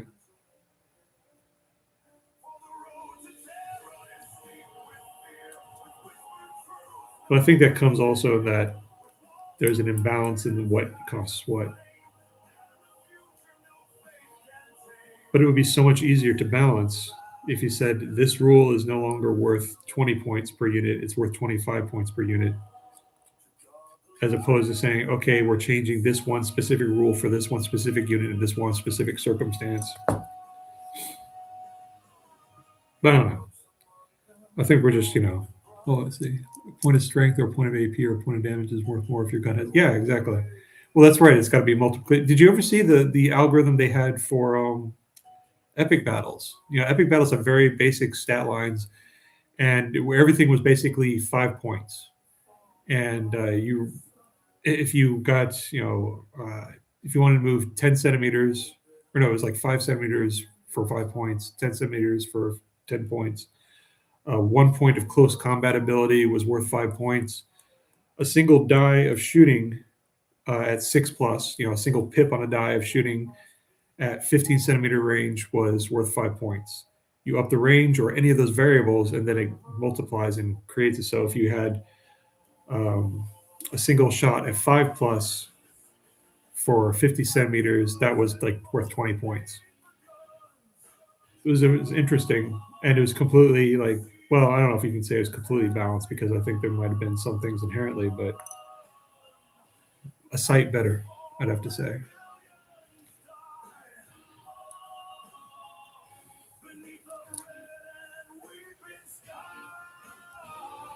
But also the thing that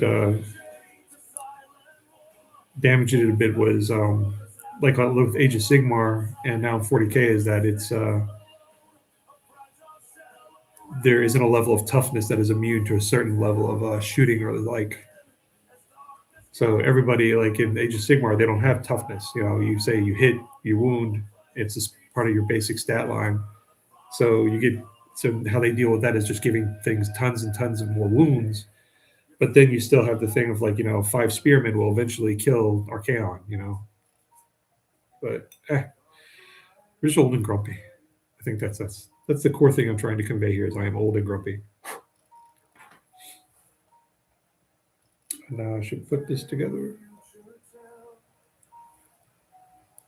That goes over here.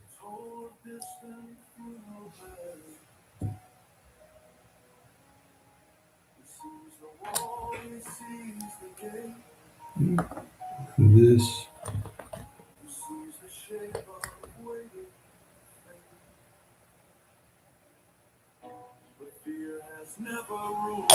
Have you tried? I think we already talked about this before. Bolter action. Did we talk about that before? That looks interesting because they put a lot of weight on morale, and that Infinity has some cool stuff to it. No, that's too bad. Infinity, I liked how it's like you take a shot back, shot back. That is kind of cool.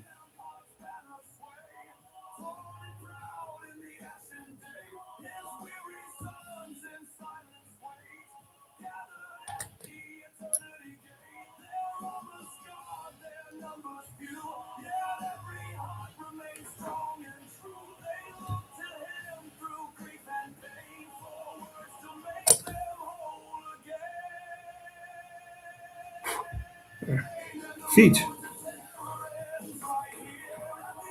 Yeah, but they're definitely skirmish though. They're not something where you could grab 200 figures and fight 200 other figures. I mean, you could, but it would take days. But hey, which reminds me, like those games you see where people are doing Armageddon rules and they fill the entire table with units. And it just strikes me as like there's no maneuver there. There's no tactics there. You're just rolling tons and tons of dice and seeing how it shakes out. And there's an appeal to it, but dang. Well, faction identity. If your faction is the crew, though, tech guys, but you make your own hero and give them a night vision goggles. Well, yeah. But I think some of that self-regulates from taste. If you get somebody who's doing that if you're doing it for tournaments, which is another angle entirely, then yeah. A friend of mine used to. I don't know. He was a menace at the game store back in the 90s. He would break systems and go into tournaments and get lots of free stuff. Well, not free, but prize stuff. Okay, let's see.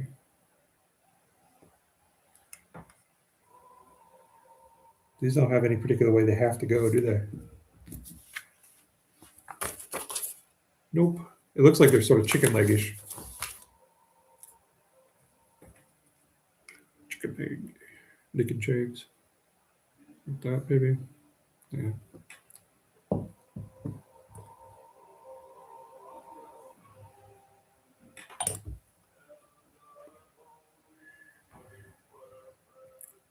Yeah, stay like that.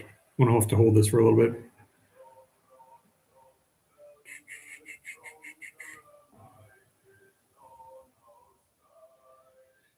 Yeah, I think the next thing I'm going to paint is, I think the Orc War Boss.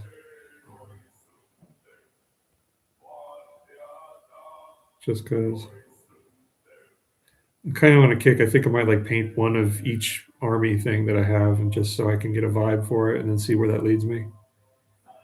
Because I've done enough vampires for now, and Blood Angels, which are just space vampires, raptors. I did the Space Wolf today. which that was a lot of fun. Okay. All right, I think he's done. That at least. Okay.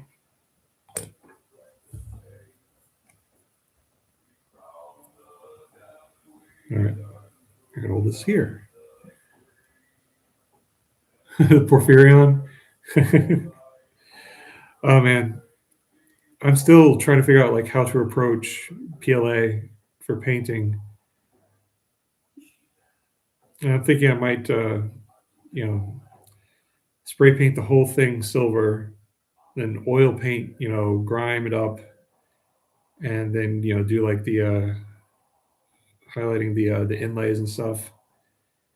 And I think leaning into weathering is the way to go, because that way you can make it still look good, but you don't need the clean strokes. Who knows? I've got a bunch of stuff that I can practice on before I tackle that really nice print that turned out just really nice.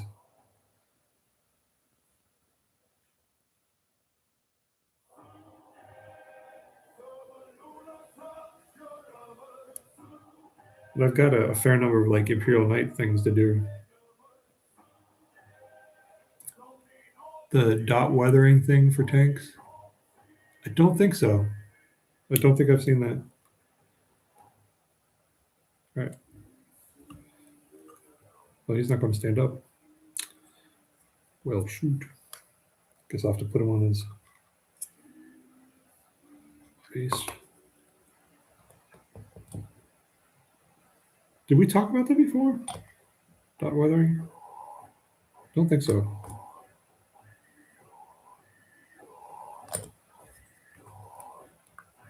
Okay, stay. You put polka dots of a few colors all over the tank in oil or whatever, then drag them down so that makes it. Oh, no. I mean, I think I may have read a little bit of something about using it with rust pencils and things. Oil dot filter. I'll have to look that up. I need to try to remember it. Oil dot filter.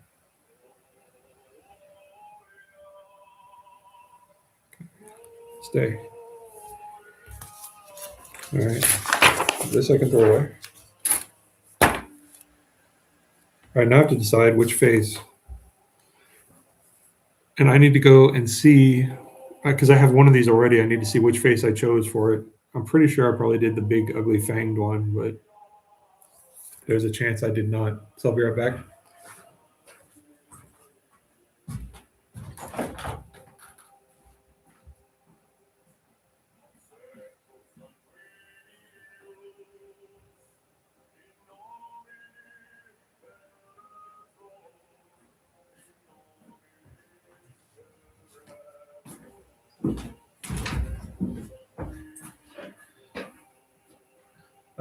Okay, here's what I did with it before. It looks like I did 2 claws and 2 flamethrowers. And I bet my reason for doing flamethrowers is because you don't need to roll to hit, right? So, but I think I might do extra melee weapons on this one. Okay. So I do a different face, which I think is this one.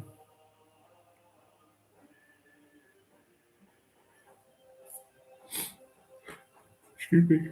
Ugh.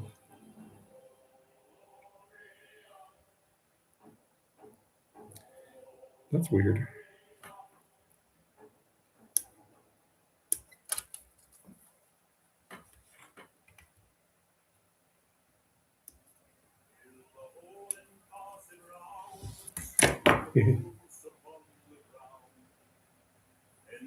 Frost and Heim, hear the war owl, hear the rhyme. We are Velka Fenrika, born of ice and storm and scar. Sons of Rasvi, Sloss, Soler, that's just one more tavern door. Flamers. Maybe I'll do the flamers.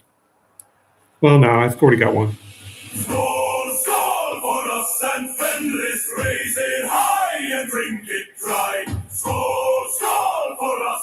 Fenris, in his name we fight and die. No book can chain a Fenris wolf, no quill can tame our roar.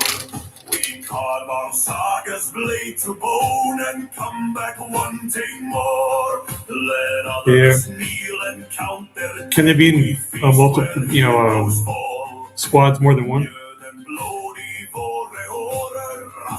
Lord of all. Skull, skull for us and Fenris, raise it high and drink it dry. Skull, skull for us and Fenris, in his name we fight and die. Who are we? Ulver. Where from? Fenris. Who is king? Russ. What is that? Not for us. Wolf brothers lost, we drink their share. Their names in fire we sing. Yeah. Through heretic flame and demon night, still howls the wolf king. Okay, so they're all solo. So not really worth Overwatch then. Still, I guess if you had no other option.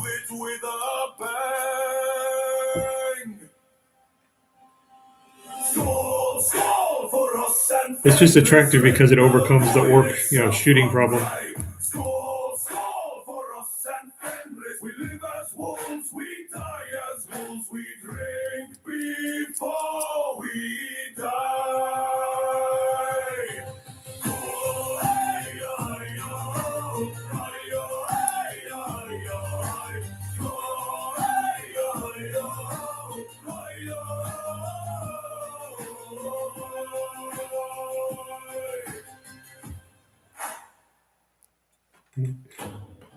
Okay, back down. Back to quiet.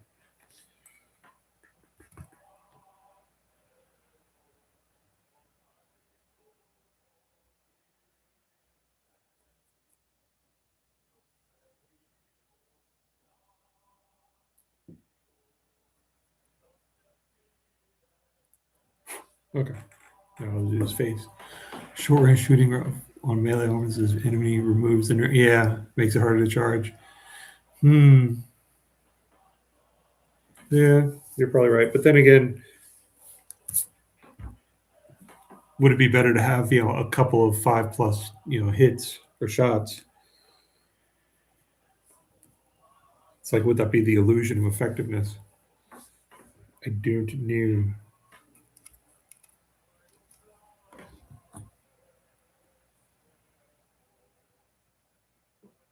Honestly, if I was taking this guy, I would be taking him just because he looks cool.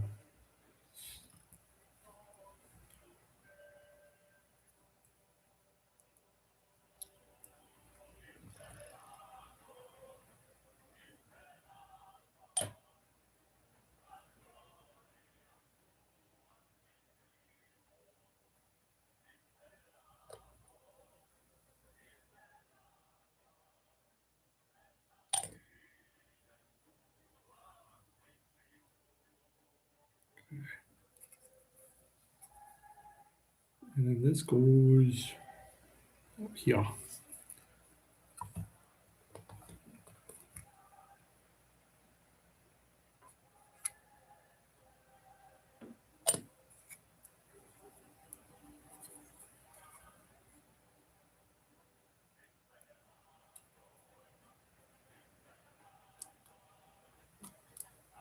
Now, part of me wants to have this kind of hanging off to the side because like it's broken, but the plastic is bare underneath it.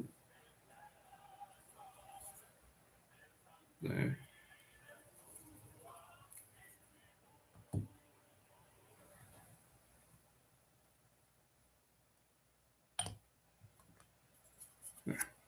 Ugly face.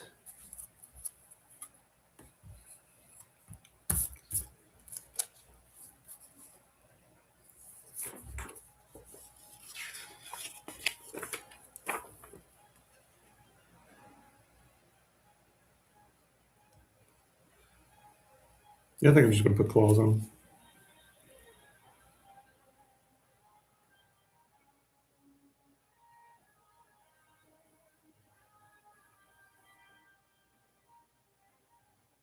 if I can.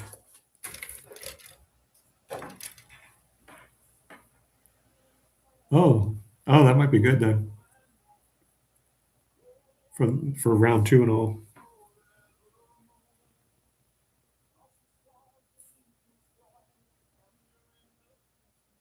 Oh, here's 86.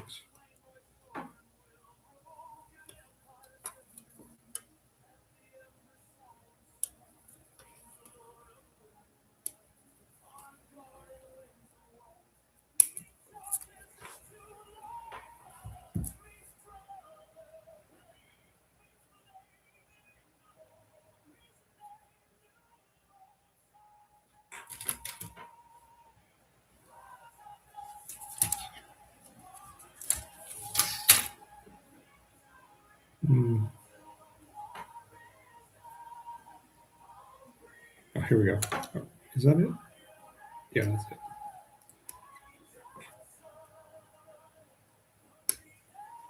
So these parts are so weird looking, it's hard to tell what they are supposed to be a part of.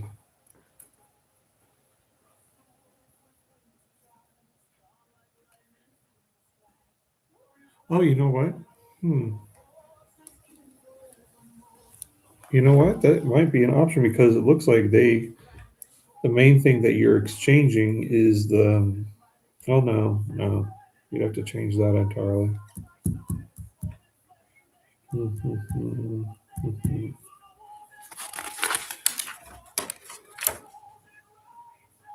Hmm.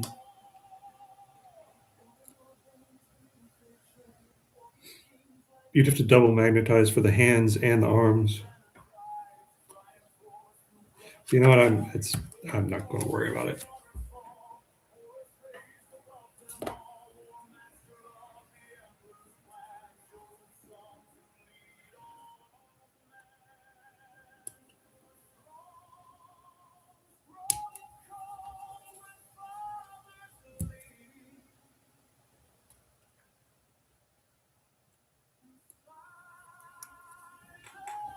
Okay, so that's that. And then 43, 42, and 13.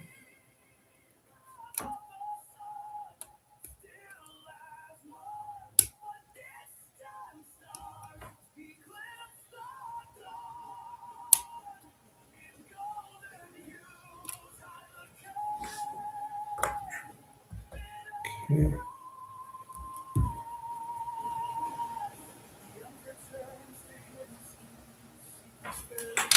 It's weird. It looks like 2 of these arms should be like much stronger than the other one.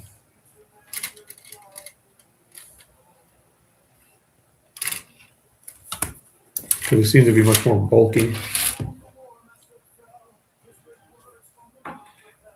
And also, all the sprues are misprinted, so the numbers are not legible. Which might explain why that first piece was broken.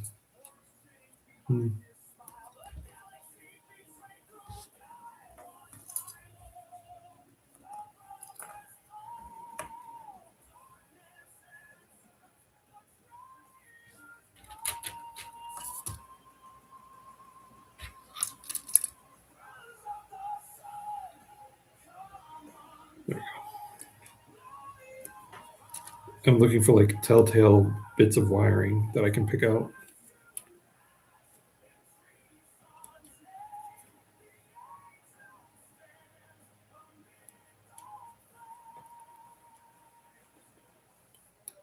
All right.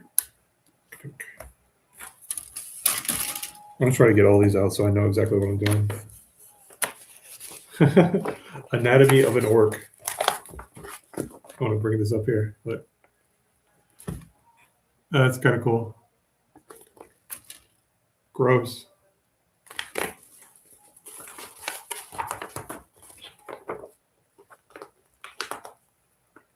Okay, back down here.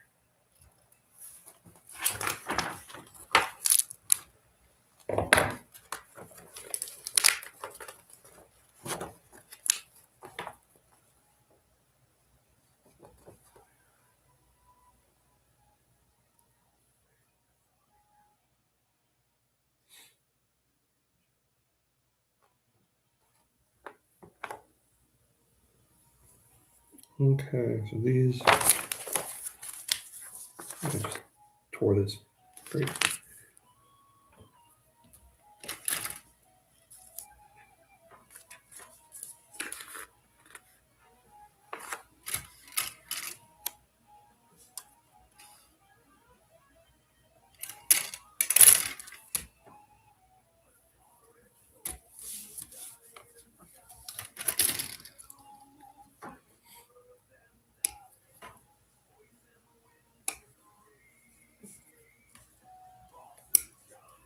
Yeah, see, like these arms look decidedly much stronger than the smaller ones here.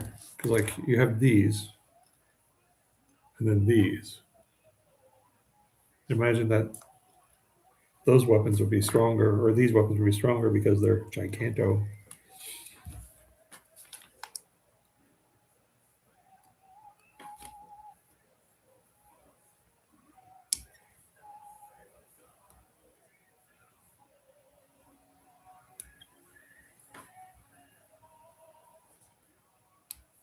But when it strikes me as like that would be a thing that they might make an issue down the line, and get people to buy more dreadnoughts. But maybe that's a little too dark. Okay, so that guy goes there. That needs 34 and 37.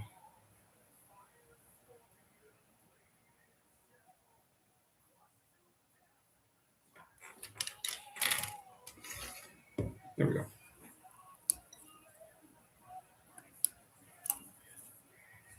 Hopefully I'll get this done soon.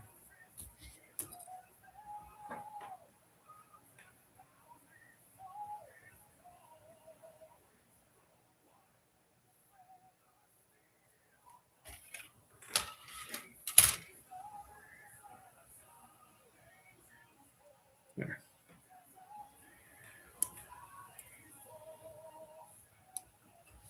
I'm starting to get a little bit tired. Getting close to my bedtime. Here's this other one.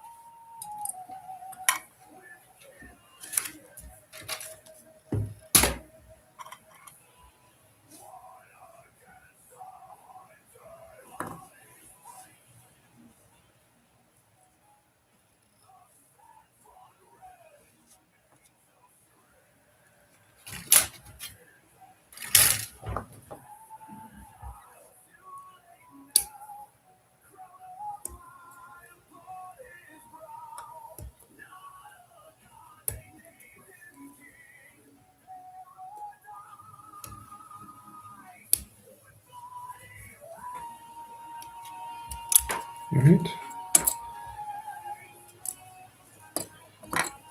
Okay, we need one more choppy thing. Which is this one because it's the first one I saw.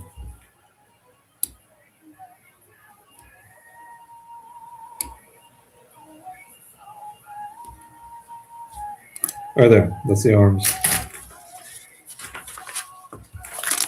And after this, it's just slapping on the armor and some decorations. Okay, so I gotta clean them.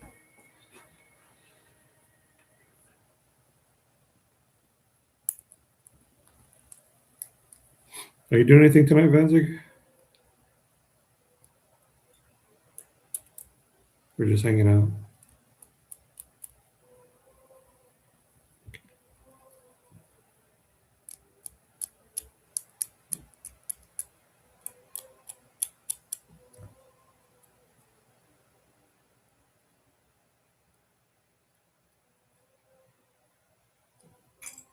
Choppies.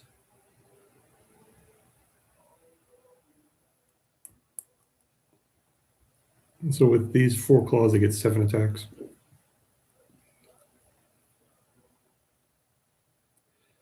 For 120 points.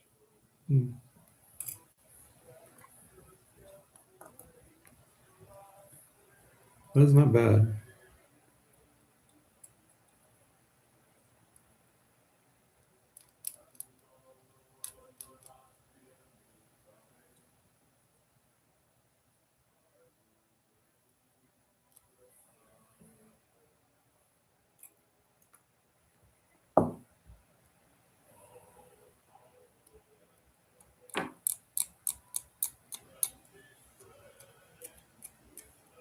Oh, good. Yeah. It's kind of crazy how much light you need for all this. Like I've got see heal that, and then I've got those over there, and then some corner lights. So it's like, yeah, lots of light. Which though I'm like sitting in the middle of the studio, and I got up the other morning and went outside and saw tracks in the snow where like a deer or like a baby deer had come up right up to the window and like looked in and then ran off sometime over the night. And I was up, I was up pretty late. So I was like, oh, I never even noticed. But we haven't gotten any bears, which are the people who owned this house before. They said that they would get bears over the winter, and we haven't seen one at all. And we're thinking maybe it's because I have these lights on so late at night. Maybe they get scared, or they could be hibernating, or the old owner could have been just making fun of us. One of those. It's entirely possible.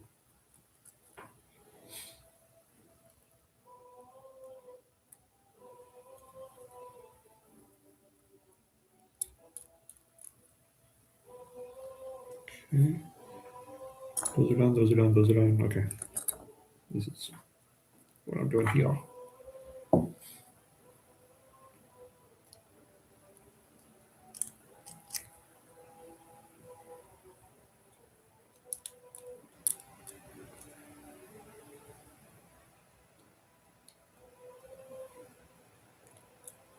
Still snowing? I mean, it snowed. It's still got a lot of snow around here. We're going to get snow in about a week. It's going to be like 4 or 5 more inches, but it's going to be above freezing for the next few days. So hopefully we're going to lose some snow because we're going to have some rain. Hopefully that'll wash some of it away. But let's see. But yeah, we still have like 3 feet of snow outside the door.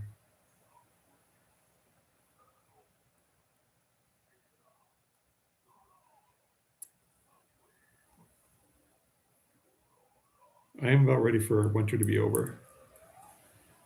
It would be nice. And spring here as well. We haven't seen a spring here yet, but the summertime was beautiful. Lots of bugs. But it was beautiful here.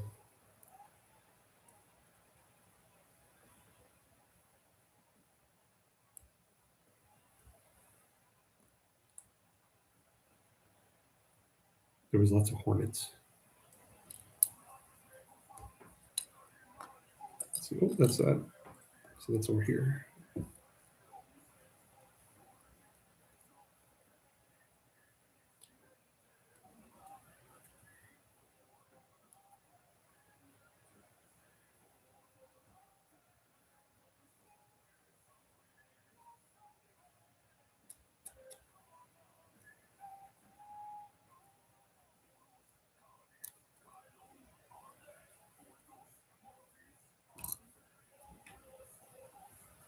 Let's see.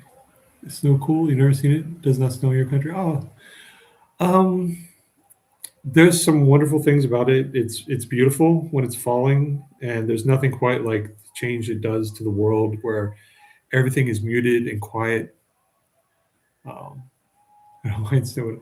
Well, ice stinks, but snow stinks. My point that I was coming to is that snow is not as nice when it sticks around because it gets dirty and it causes problems.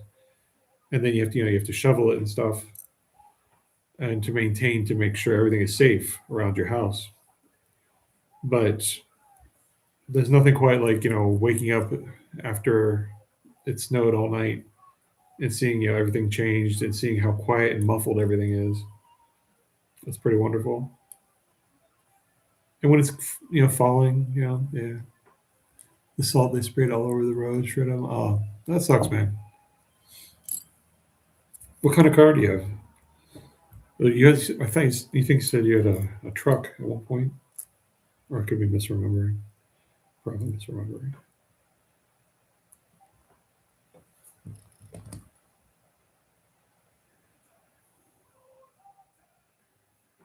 Yeah, this winter we really hunkered down and just did not go much to out very often during the winter. Kia sedan. I like Kias. We have a Hyundai.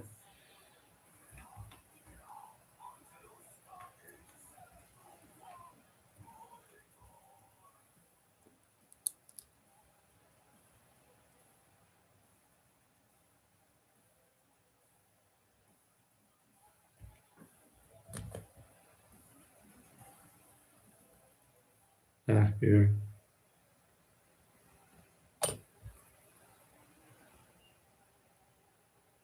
Sure. We had a Volkswagen before the Hyundai. Before that, we had a Jeep Grand Cherokee.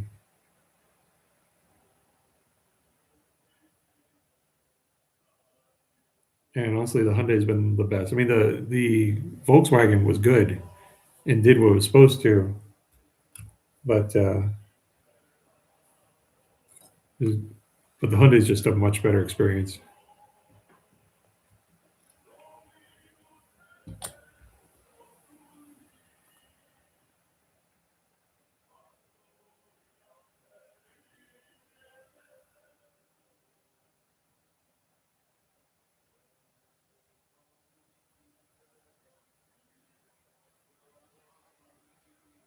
Stay.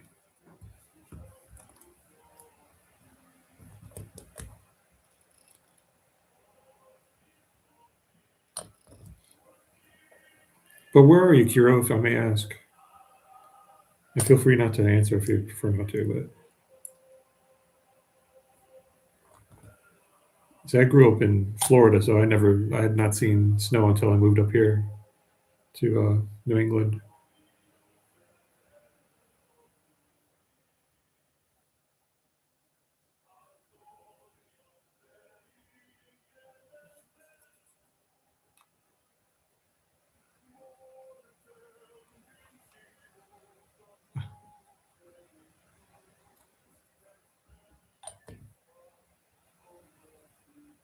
I used to date somebody from Ecuador way back when.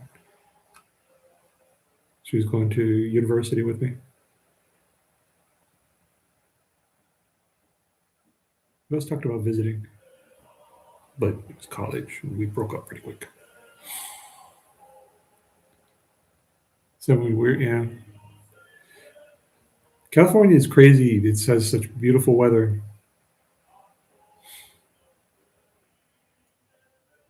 Stay.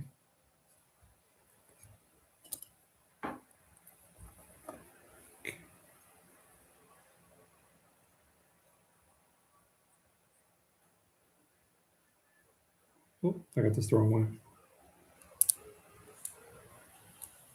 There we go.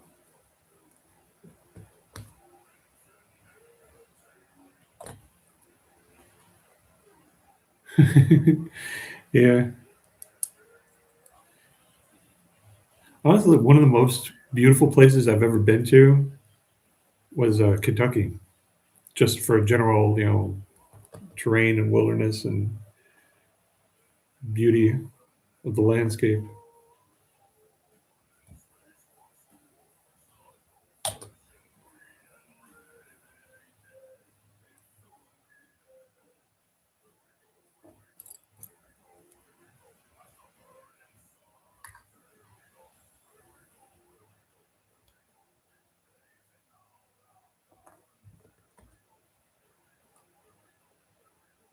But yeah, California is hellish. I mean, there's a reason why everybody is moving away from there.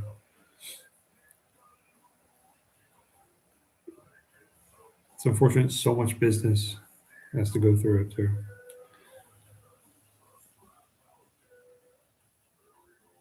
Oh, I screwed this up. I did not clean that bit.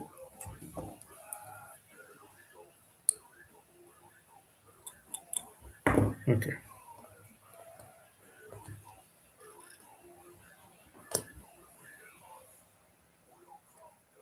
The New York ones. I was shocked how great. Yeah. Kentucky, I mean, just some of the vistas of, just driving along, seeing the beautiful fields, it makes me like, wow, America's heartland sort of thing.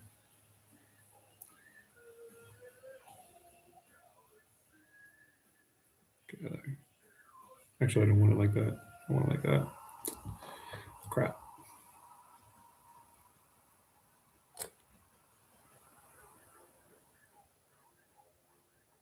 Yes, exactly. Like the monitor, contrast turned up, digital vibrance. Whoop. Exactly.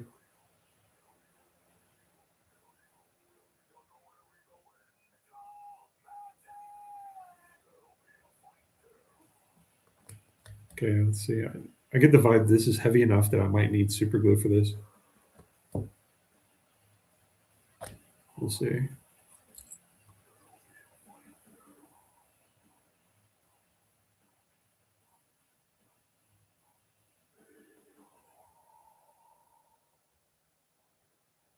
There we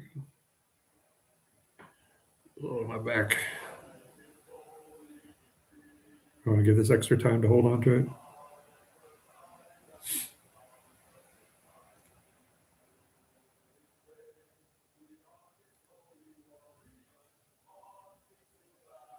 Yeah, I don't know if that's going to stay.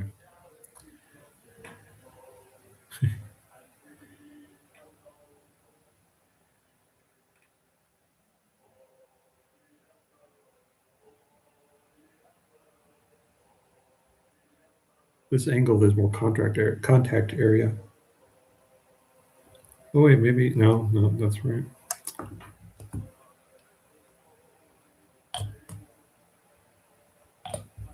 Okay, let's try again.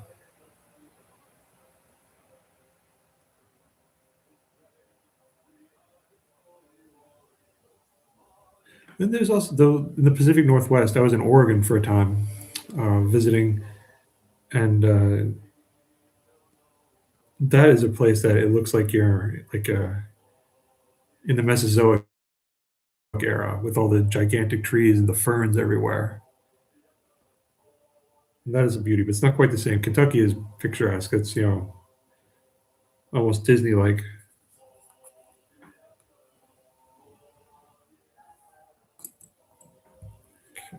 Oh, I didn't do this.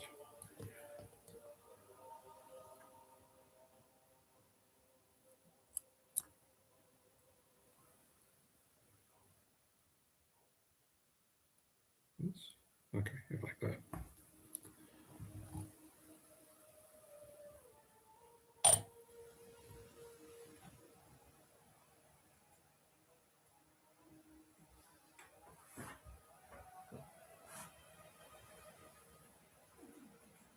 Okay.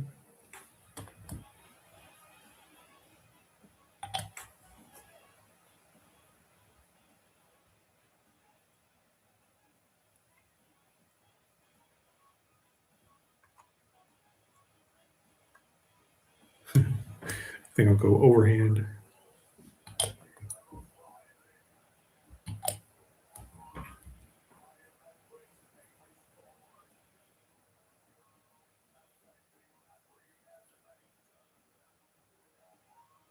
Yeah, like this.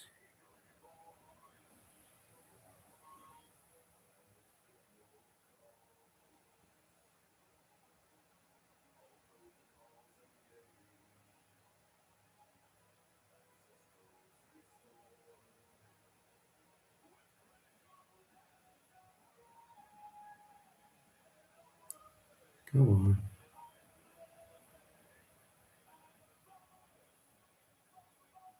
We're getting there. We're almost there.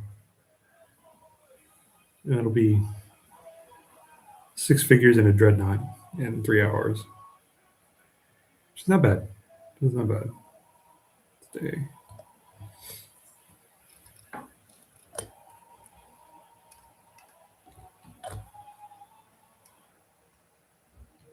Okay.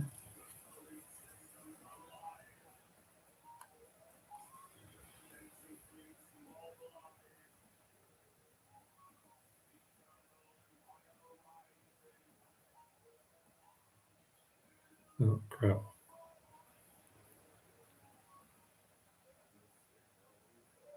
The thing is, I got a good join, but I see like I need to clean a spot on it. But it's actually taking. So I need to be careful.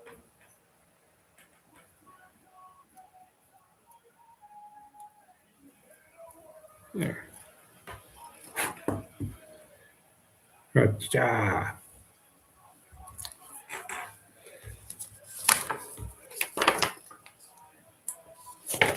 Okay, that's done. And now just armor plates, I think, and decorations.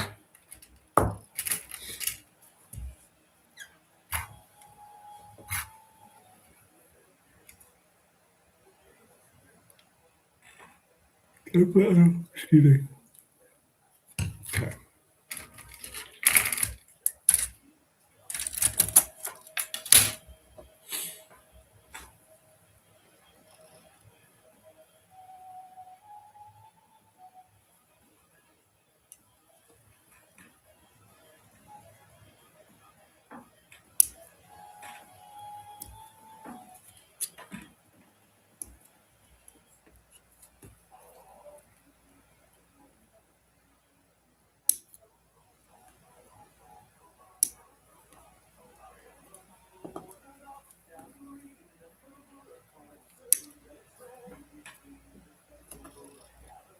Where are the other plates?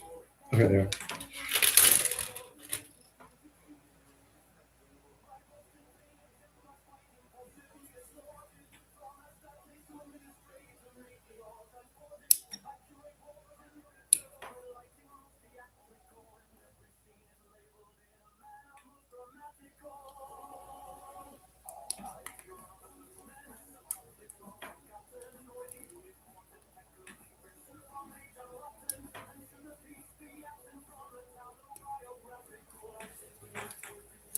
Okay. I think these are the last 4 pieces if I totally cheap out and don't do all the little decorations. I kind of don't want to. But how much of that is me being tired? And how much of it is me not liking orc decorations? Don't know.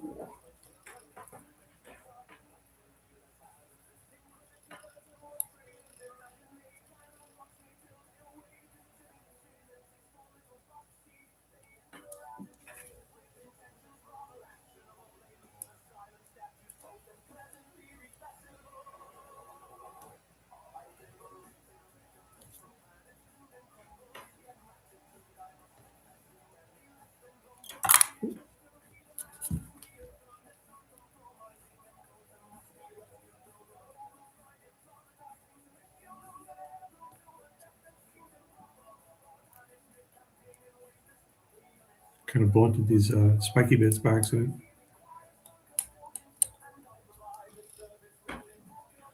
The China caster needs to finish the new model so I can place an order. I've been waiting. Oh, what are you going to get?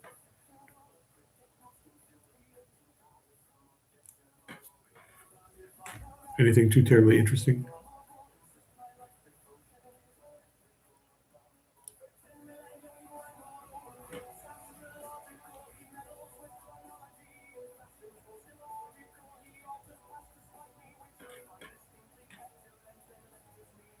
Did you complete your Primark project?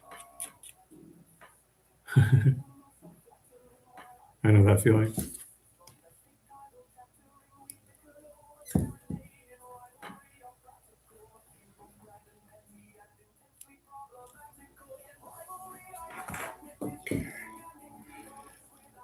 Oh, I need the boss pole. That's an important thing. Can't believe I almost forgot the boss pole.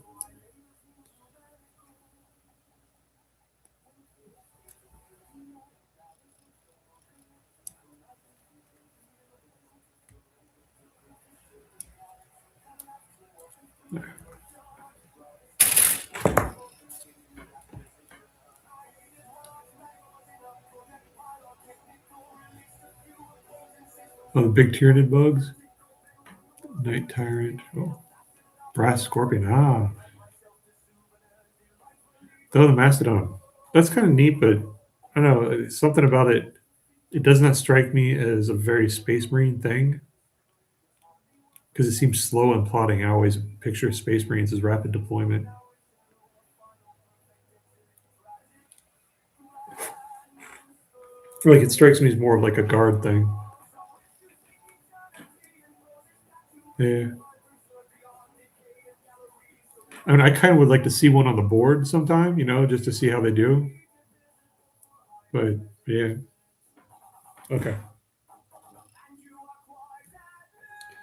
And so the spiky ones go on top, and these go on the arms.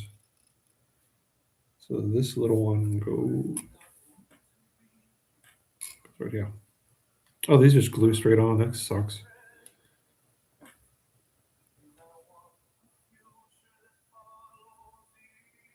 Like that's going to be obnoxious to get to stay there. Well, maybe I'm speaking too soon.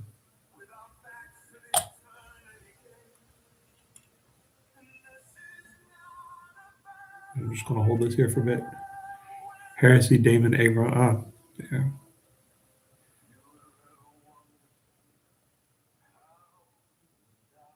Poor Angron. You got a raw deal.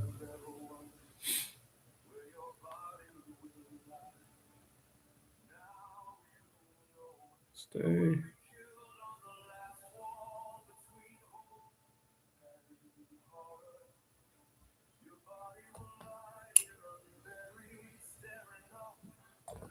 Boss pull.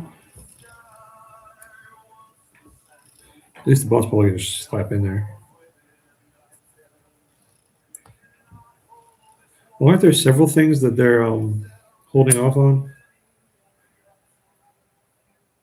Like they announced a while ago, and then it's just been nothing but radio silence.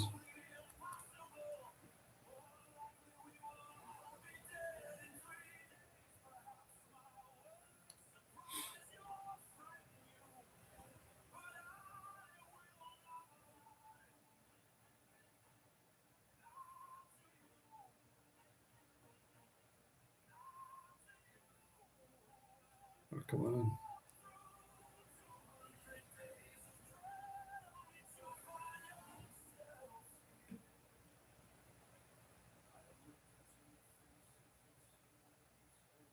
Have you looked at the new Red Corsair stuff? What do you think of that?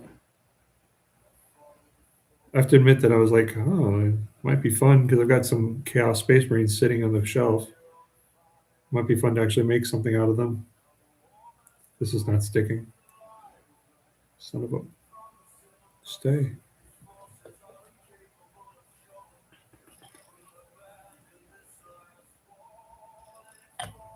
And then these go down here.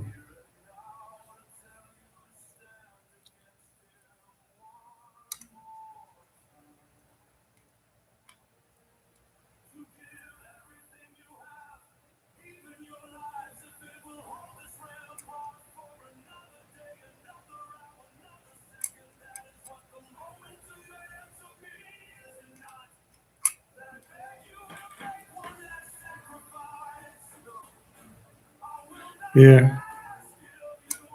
There's an appeal to like renegade marines, but not chaos infected, or not at least too much chaos infected.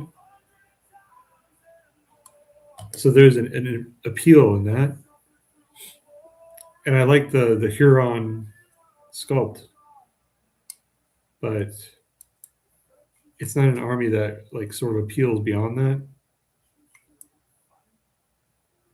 If they had some sort of like centerpiece model that jumped out and like caught my attention, I would consider it more so. But yeah, Alpha Legion is one of my favorites there. I think Alpha Legion is almost everybody's favorite. Everybody likes the appeal of this is not working. Loyalist Alpha Legion.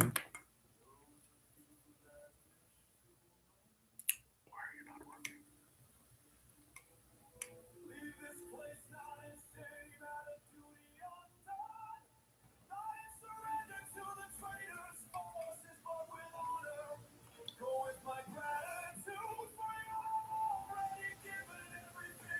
Oh man, it's because I'm trying to hook this into the wrong location. Maybe? The pose I've got these for, that's not going to work. Oh, well, that probably explains it. But you know what, then?